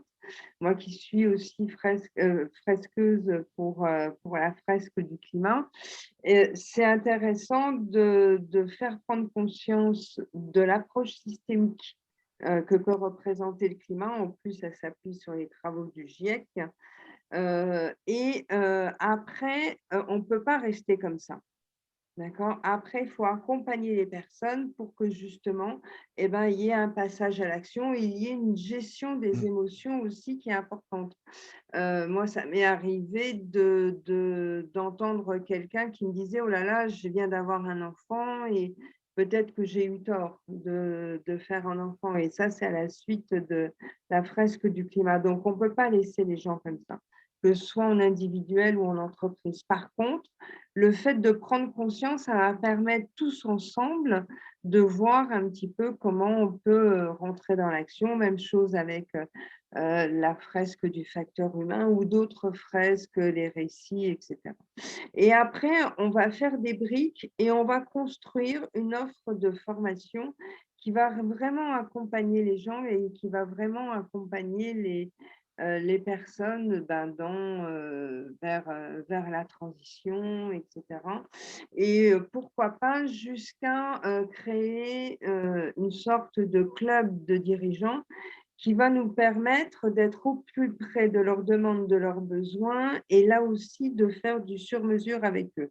C'est un travail de co-création, co-construction avec tout le monde. Donc, bienvenue au club pour ceux qui veulent venir. Et puis c'est toujours en lien avec le vivant, parce que ça, c'est aussi quelque chose qui me tient beaucoup, beaucoup, beaucoup à cœur. Voilà, je suis une adepte de Pablo Servigne, de la coopération plutôt que la compétition. Donc voilà. Oui, donc un programme de formation. On voit aussi que donc la part des émotions, on a envie de travailler sur cet aspect-là particulièrement. Il y a Aurélie qui est peut-être là sur la fresque des émotions, ou pas? Aurélie, tu es là? Aurélie, ouais, Aurélie, mais je crois qu'elle est partie. Non, je suis encore là. Ah, Bonjour. d'accord. Un petit mot sur la fresque des émotions que tu es en train de nous préparer. Oui, tout à fait. Ben, c'est un sujet justement qui est développé, mais justement qui n'est pas dans un totalement finalisé. Donc c'est pour ça, pour le moment, je suis plus dans une phase je finalise la construction, je vais l'expérimenter et le fait, la communication, elle viendra bien après. Mais bon, voilà, c'est en cours et justement, on en parlera vendredi. Il y a un lien à faire, on pensait avec Jacques, sur l'approche neurocognitive qui justement prend en compte les émotions. Complètement. Et c'est pour ça que justement, en fait, du début que je vous présenterai vendredi, c'est vraiment important pour moi si je pourrais la montrer à Jacques. J'ai besoin en fait de savoir si je suis dans le juste ou pas, ou quelles seront les modifications que je pourrais apporter. Super, merci beaucoup. Merci. Très bien. Que d'énergie, ça fait plaisir à voir. Hein. C'est vrai que on a tous un temps limité et on donne notre temps avec parcimonie. Merci beaucoup à vous pour toute l'énergie que vous donnez au sein du collectif. Bernard, le maillage de compétences, donne-nous de quoi s'agit-il? De quoi s'agit-il? Alors, tu en as déjà un peu parlé. En fait, le maillage des compétences, ça va au-delà de la complémentarité ou de la diversité des compétences. Ça, on le retrouvera et ça sera utilisé pour répondre à des projets, des compétences particulières, dans le tableau Excel, dans lequel Jérémy a accumulé depuis 2 ans déjà plus de 200 compétences. Mais le maillage, ça va plus loin, c'est-à-dire qu'en fait, c'est quand on travaille ensemble qu'on apprend à réellement savoir travailler ensemble. Donc, j'ai une expérience en 2 mots. Hein. On avait une université dans laquelle on parlait beaucoup de coopération avec des gens très pointus. Et j'avais invité un de mes clients, qui est dans le spatial avec des ingénieurs de très haut niveau, pour venir. Et le patron aussi de la boîte leur avait dit, allez-y. Donc, ils ont participé à la conférence de cette personne-là. Et quand je les ai revus 15 jours après dans l'entreprise, je leur ai dit, alors, comment c'était? Bof, on n'a rien appris de particulier. Donc, j'étais quand même étonné. Ils m'ont dit, mais nous, dans le niveau où on est, de compétences, on travaille en multicompétences, c'est-à-dire qu'on a des gens autour de la table qui sont des experts, on comprend à peu près rien à ce qu'ils font, donc on est obligé de s'écouter, de se comprendre, et personne n'essaye d'imposer son avis. Et donc, ça faisait déjà des années que je travaillais comme ça, donc en fait, ce qui nous, souvent dans les entreprises, est nouveau, pour eux, c'est quelque chose qui fonctionne déjà comme ça. Donc je pense que Jacques Fradin doit bien connaître ce truc, puisqu'il y a beaucoup d'experts chez lui. Et en fait, la coopération, c'est naturel, parce que quand on fait travailler des compétences différentes, etc. Donc, je dirais que c'est tout l'enjeu de Nous sommes vivants, c'est d'arriver à travailler ensemble. Et la meilleure façon, c'est à la fois à travers ce que disait Brigitte, c'est-à-dire des projets de formation dans lesquels on va travailler ensemble. Mais là, ce que je vous parlais, c'est au niveau des appels d'offres ou des appels à projets. Donc, Jérémy nous disait que si vous avez besoin d'une compétence, nous, on a un fichier dans lequel on peut vous donner des éléments, donc surtout les compétences rares, mais on aura aussi des compétences éprouvées, c'est-à-dire des gens avec qui on aura déjà commencé à travailler, à échanger, à construire des choses. Et c'est à travers ce mode de co-construction, je pense qu'on peut s'apprécier et pouvoir présenter à une réponse à l'appel d'offres un groupe de travail qui fonctionne efficacement et sur lequel on peut s'appuyer. Voilà. Oui, il faut y aller. Alors, je vais laisser la parole à Jérémy. Une seconde, prendre le relais, parce que j'ai quelqu'un qui sonne, il faut que je l'ouvre, j'en ai pour Oui, 30 justement, secondes. je prenais la parole. Donc, comme disait Bernard, on a très envie de tous travailler ensemble et de faire des choses incroyables dans les entreprises. Toutefois, il faut y aller, il faut prendre le temps, y aller avec humilité. On a eu des appels d'offres voilà, assez importants et au bout de la 3e réunion, ça se passe mal, quoi. Donc ce que voulait dire Bernard, c'est que là où on sait aujourd'hui que ça fonctionne, c'est les fresques et la multitude des fresques. On sait très bien s'entraider. On sait, voilà, on sait gérer plusieurs groupes dans une même entreprise avec plusieurs fresques. Et sur la fresque du facteur humain, il y a vraiment beaucoup de demandes et voilà, il y a des liens à faire avec d'autres fresques.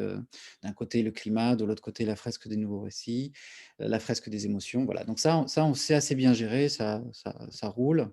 Là où c'est plus difficile, c'est lorsqu'il y a il y a des configurations où les gens ne se connaissent pas encore bien.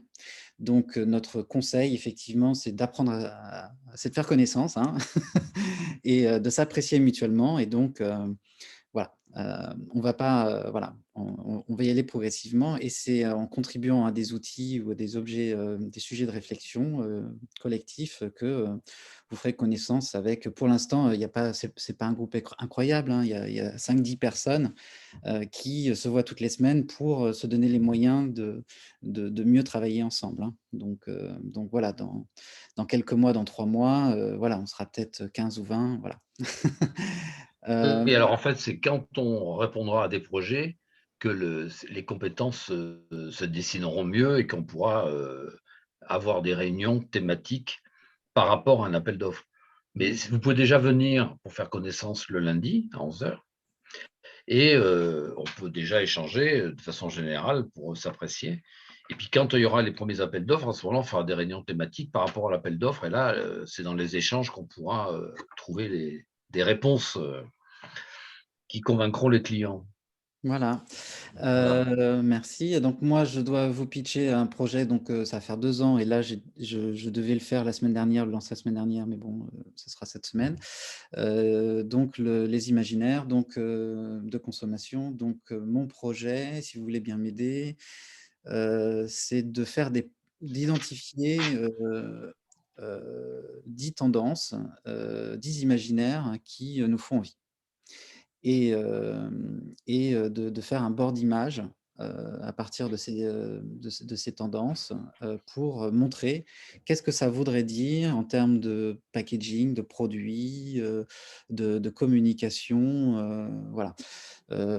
Donc par exemple, être un écolo accompli aujourd'hui, c'est ne pas manger de viande. Donc là, on est sur le pas manger de viande, donc un négatif. en positif, qu'est-ce que ça veut dire? Est-ce qu'il y a une reconnexion avec la nature nourricière, avec le vivant? Est-ce qu'on est énergisé? Est-ce que voilà, être un écolo accompli, c'est ne pas voyager. Bon, donc là on est en négatif. En positif, est-ce que c'est le local exotique, extraordinaire? Est-ce que c'est la redécouverte de soi, des autres? Voilà. Sur ne rien acheter de neuf, ça peut être, alors là, c'est pour montrer qu'il faudrait être un peu plus créatif que je ne l'ai été jusqu'à présent. Peut-être la tendance rétro, c'est un imaginaire qui fonctionne bien. Finalement, voilà, acheter des habits de deuxième main, bah, c'est aussi être looké rétro. Acheter des meubles de deuxième main, c'est rétro. Et là, pour le coup, on n'est pas dans un moi, on est quand même dans quelque chose de très plaisant. Merci pour donc toutes les petites réponses dans le chat. Je peux répondre à une question là dans le chat. Est-ce qu'on peut le lundi à la réunion? Alors, c'est quoi la réunion du lundi? C'est le groupe dont parlait Jérémy, de 5 ou 6 personnes qui travaillent sur les appels d'offres. Donc, on est en train de préparer tout ce qu'il faut pour répondre. Donc, on a presque tout. On a un cabinet de portage, on a un support de présentation du groupe, on a un support de réponse, on a une charte, on a à peu près tout ce qu'il faut. On commence à remplir les documents légaux de façon à être prêt. Un modèle de CV, et donc les gens qui seront… Alors, il y a un chef de projet, bien sûr, pour chaque projet, et c'est lui, chef de projet, qui définit les compétences dont il a besoin et qui sera le sélectionneur, si je peux dire, de l'équipe. Alors, en espérant que ça fasse un grand chelem comme le rugby samedi soir. Donc, le lundi, pour l'instant, on a travaillé sur dans quel ordre de marche il faut se mettre pour répondre aux appels d'offres. Et maintenant qu'on est prêt, on va prendre des appels d'offres. Donc, soit vous les apportez pour que le groupe puisse les porter. Donc, vous dites, moi, je ne peux pas répondre tout seul, ou c'est trop compliqué, ou je n'ai pas la surface. Et là, on a un cabinet de portage qui, lui, a la surface. Et normalement, vous devriez trouver les compétences. Donc, si c'est vous qui l'apportez, ça sera vous le chef de projet, a priori, sauf si vous ne voulez pas l'être. Et puis, nous, on va trouver, on a des supports, c'est rare qu'on va surveiller maintenant, pour apporter des appels d'offres. Et à ce moment-là, on fera aussi des appels à compétences en demandant s'il nous manque des compétences pointues, qui peut le faire.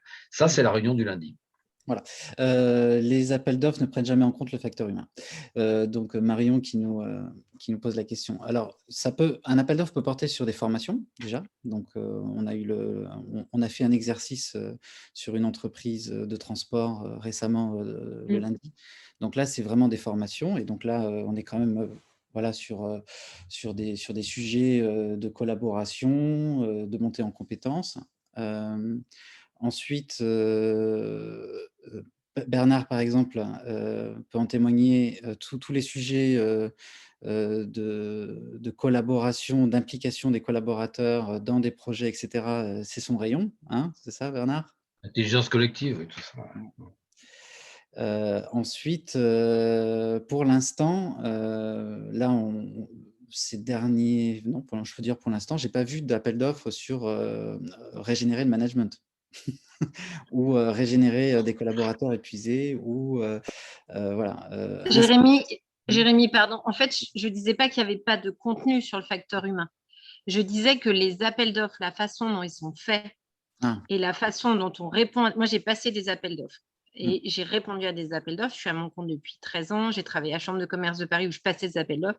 Et pour moi, les appels d'offres, ils ne prenaient jamais en compte le facteur humain dans la réalisation de l'appel d'offres. C'est-à-dire qu'une fois que l'appel d'offres, on le réalise, on se rend compte que tout le rouage humain, il n'est pas pris en compte, il n'est pas anticipé dans l'appel d'offres. Donc, on se retrouve dans des conditions qui sont parfois difficiles. C'était dans ce sens-là que je disais ça. Ah, d'accord. Alors, je dirais que c'est quand même en train de changer, puisqu'aujourd'hui, avec les départs des collaborateurs de plus en plus endémiques, avec des patrons qui commencent à prendre conscience, moi, je commence à avoir réellement des chantiers intéressants dans lesquels ils prennent conscience. Alors, évidemment, ils n'ont pas fait tout le parcours, mais à nous de les aider, dans lequel ils prennent conscience, etc. Mais moi, ce que je fais souvent, et j'en ai eu pas mal, par exemple, avec la Caisse des dépôts, c'est… si l'appel d'offres est un peu technique, de mettre une dimension humaine, et c'est souvent ça qui faisait la différence. Parce qu'à nous d'expliquer en quoi cette dimension humaine, elle est indispensable si réellement ils veulent réussir leur transformation. Et donc, c'est ça qui peut faire la différence. Il ne faut pas être centré que là-dessus, il faut quand même prendre en compte le sujet de fond, mais leur montrer qu'il y a un certain nombre de… Bon, il ne faut pas être trop ambitieux. C'est vrai que si vous commencez par mettre de l'équi-coaching, des trucs comme ça risque de faire peur au départ. Oui, mais c'est l'avenir, l'équi-coaching, c'est l'avenir. Mais pourtant, c'est l'avenir. Mais il faut un peu de Mais temps on est pour leur tout à apprendre. fait d'accord avec toi, Marion. On va pas commencer par ça. La remarque de Marion me fait penser que donc, le Typeform qui date d'il y a un an, essayait de prendre en compte de notre côté le facteur humain dans le maillage de compétences. On peut l'améliorer maintenant voilà, à la lumière de tout ce qu'on s'est dit. En tout cas, à l'époque, on s'était dit que, comme dit Bernard, déjà, il faut se connaître et vous allez voir que dans le Typeform, il y a pas mal de questions personnelles. Et on avait essayé de creuser aussi quelles étaient les valeurs de chacun et quels étaient les environnements de travail que les uns et les autres préféraient. Donc, on avait essayé d'aller assez loin là-dedans, mais il n'y a pas d'intelligence artificielle qui peut faire le travail. C'est que voilà, au final, on aura des éléments parmi vos réponses, mais c'est en se rencontrant et en discutant ensemble qu'on pourra travailler le mieux. Mais en tout cas, moi, personnellement, c'est vrai que les missions à faire pour pas cher, très, très rapidement, c'est plus de souffrance qu'autre chose, même si des fois, on n'a pas le choix, mais on ne s'en sort pas, on s'en sort pas souriant et heureux quand même, hein. Voilà, Alors, ce qu'on peut dire quand même, c'est que ce fichier que tu as mis à jour, on vient de le réorganiser de façon que ce soit peut-être plus facile, et on va le remettre en ligne pour que vous puissiez, soit ceux qui sont déjà dedans, le compléter, soit, si vous n'êtes pas encore dedans, mettre vos compétences. Hein, puisque, notamment sur des compétences assez précises, on peut avoir besoin d'un appel d'offres de telle ou telle personne sur du design thinking, sur de la théorie U, sur des différents outils. Et après, pour les compétences générales, ça sera plutôt par la connaissance, par le travail ensemble qu'on va les apprécier. Donc, Marika qui pose une question sur la régénération. Donc là, le collectif s'était mis sur la régénération il y a exactement un an. Depuis, ça a beaucoup évolué, la prise de conscience a vraiment progressé. À titre d'exemple, sur la régénération, les entreprises pour… c'est quoi l'EPE déjà? Les entreprises pour l'environnement? Enfin, la Convention des entreprises pour le climat, voilà, j'y suis arrivé, parle à la fois de décarbonation, d'économie circulaire et de régénération. Et il y a en ce moment effectivement un mouvement pour essayer de maximiser l'impact positif, pas simplement diminuer l'impact négatif. Donc ça vient. Après, le nombre de missions aujourd'hui, si vous êtes consultant, voilà, il faut suivre les directives européennes et françaises. Là, il y a un grand mouvement au niveau français sur l'économie circulaire. Donc, le tempo est aujourd'hui à l'économie circulaire et il y a beaucoup de missions là-dessus. Et certaines missions vont aller sur un peu plus que la circularité, se dire est-ce qu'on peut contribuer plus que ce que l'on prend, donc ça vient, voilà. Donc voilà, des petits merci, etc. Oui, merci de vous voir voilà, motivés. Moi, je remercie tout le collectif, effectivement, pour toute l'énergie qu'il donne au quotidien. Et je prends plaisir à vous voir et à échanger avec vous. Vous êtes devenus des amis et ça fait plaisir. Je laisse la parole à ceux qui veulent dire quelque chose et puis on se quitte.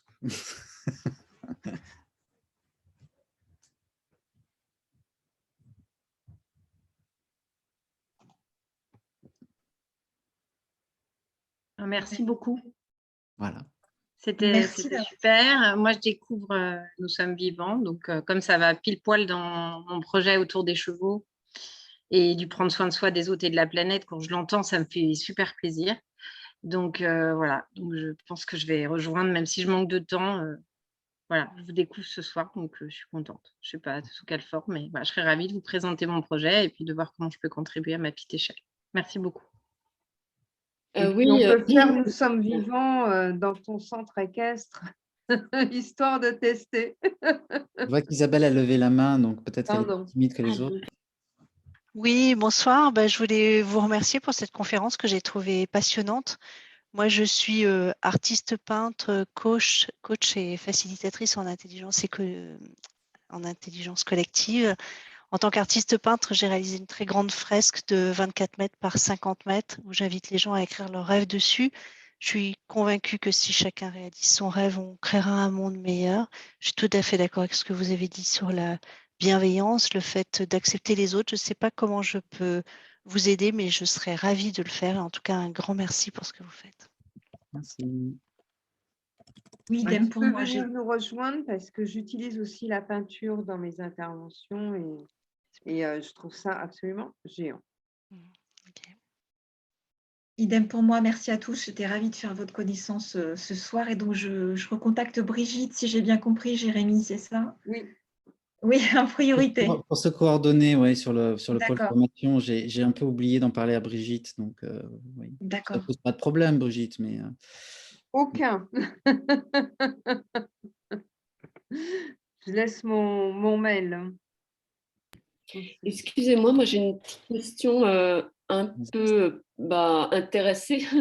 Non, je voulais savoir si vous connaîtriez des formations sur l'éco-conception en général et sur l'économie régénérative dont on parle, notamment l'économie symbiotique dont parle, comment elle s'appelle, Isabelle Delannoy. Sur l'éco-conception, on va revenir vers toi. D'accord.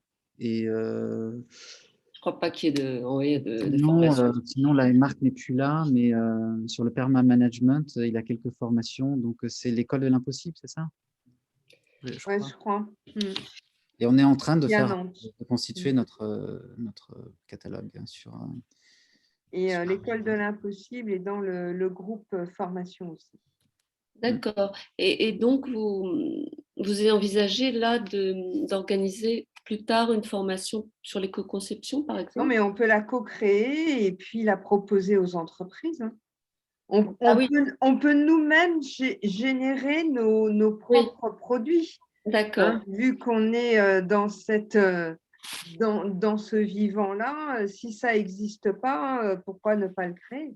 Oui, je pense que ça doit être… avec le biomimétisme. Oui. Ça c'est quand même un petit peu plus récent. Oui.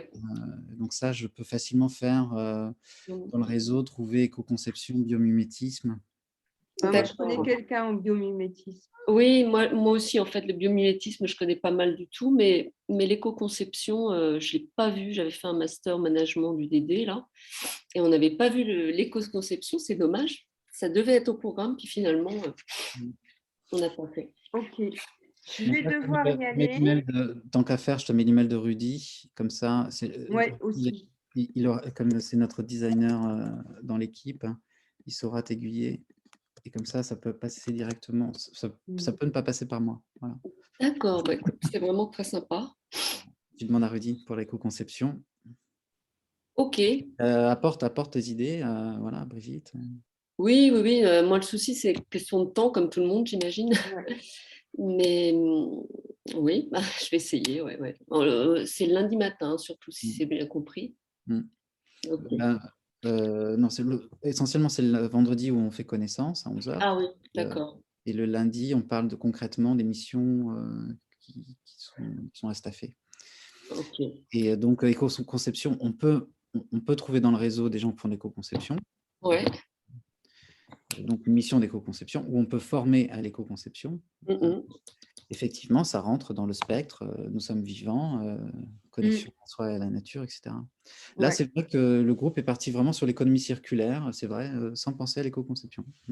Ah oui, non, mais pardon, moi, c'est en fait, je classe, c'est moi qui suis, je classais en fait dans la même catégorie économie circulaire et économie. C'est pas pareil. Et donc, l'éco-conception, donc si tu parles d'économie circulaire, donc c'est le groupe de travail de Rudy qui essaye de passer l'économie circulaire au design régénératif. Ah bah d'accord, en fait, voilà, moi, c'était plus ça. On a toujours un cran d'avance, nous. Le tempo est à Ok. l'économie circulaire, mais nous, on pense que voilà, on peut faire plus qu'une boucle. Ah oui, oui, oui. Non, mais À ça, bientôt. à bientôt. Bientôt. Moi aussi. Bientôt. Au Franchement, revoir, au revoir. bravo, hein, bravo à tous, à tout ce groupe. Bravo à Jérémy aussi. Merci. Merci. Au revoir. Au revoir. Rudy. Merci. Hein. Bah, tu vois, tu t'en es bien sorti. Malika, tu disais que tu étais timide, etc. Bon, bah, ça s'est bien passé. Ah non, non, mais je suis très timide. Non, non, c'est en groupe, justement. Oui, oui, en groupe, j'ai du mal parfois à faire passer des idées. Bon, non, parfait, là. Mais en fait, c'est vrai que cette façon de faire, comme si tout le monde se respecte, s'écoute, c'est bon, quoi. Ouais. Bon, bah, à bientôt. À bientôt. Bientôt. Au revoir. Au revoir. Rudy. Ouais, j'ai bien mis l'Ulysse. Ok. Oui, moi, il faut que je prenne un email dans le truc.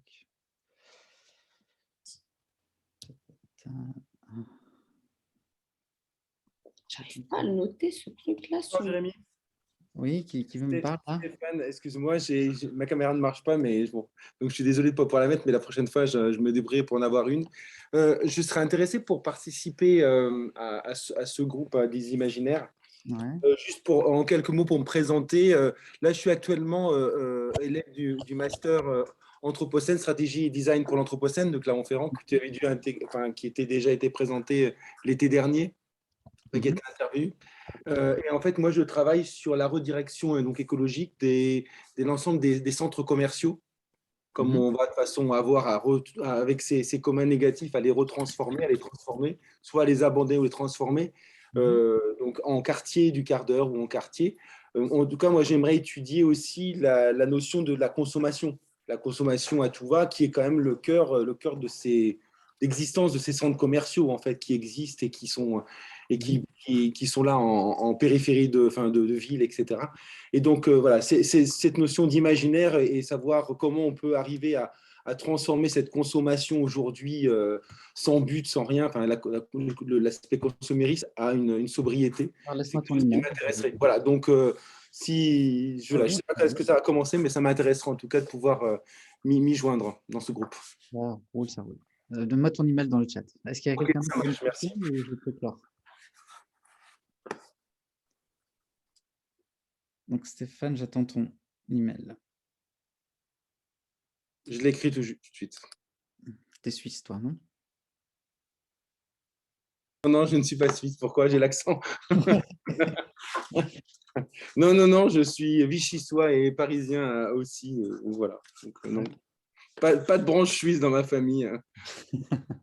À part que j'ai travaillé chez Total avant, donc c'est peut-être l'argent, mais il y a peut-être ça. Mais j'ai renoncé. Avec plaisir pour t'inclure dans le groupe de travail. Merci.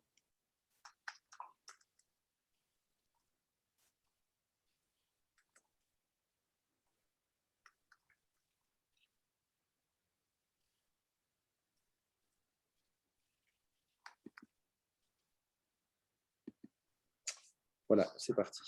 Ok. Je l'ai mis en direct. Hein. Normalement, c'est bon. Je regarde si il est copie-colle. Ouais, c'est bon. À bientôt tout le monde. Au revoir. À la prochaine fois.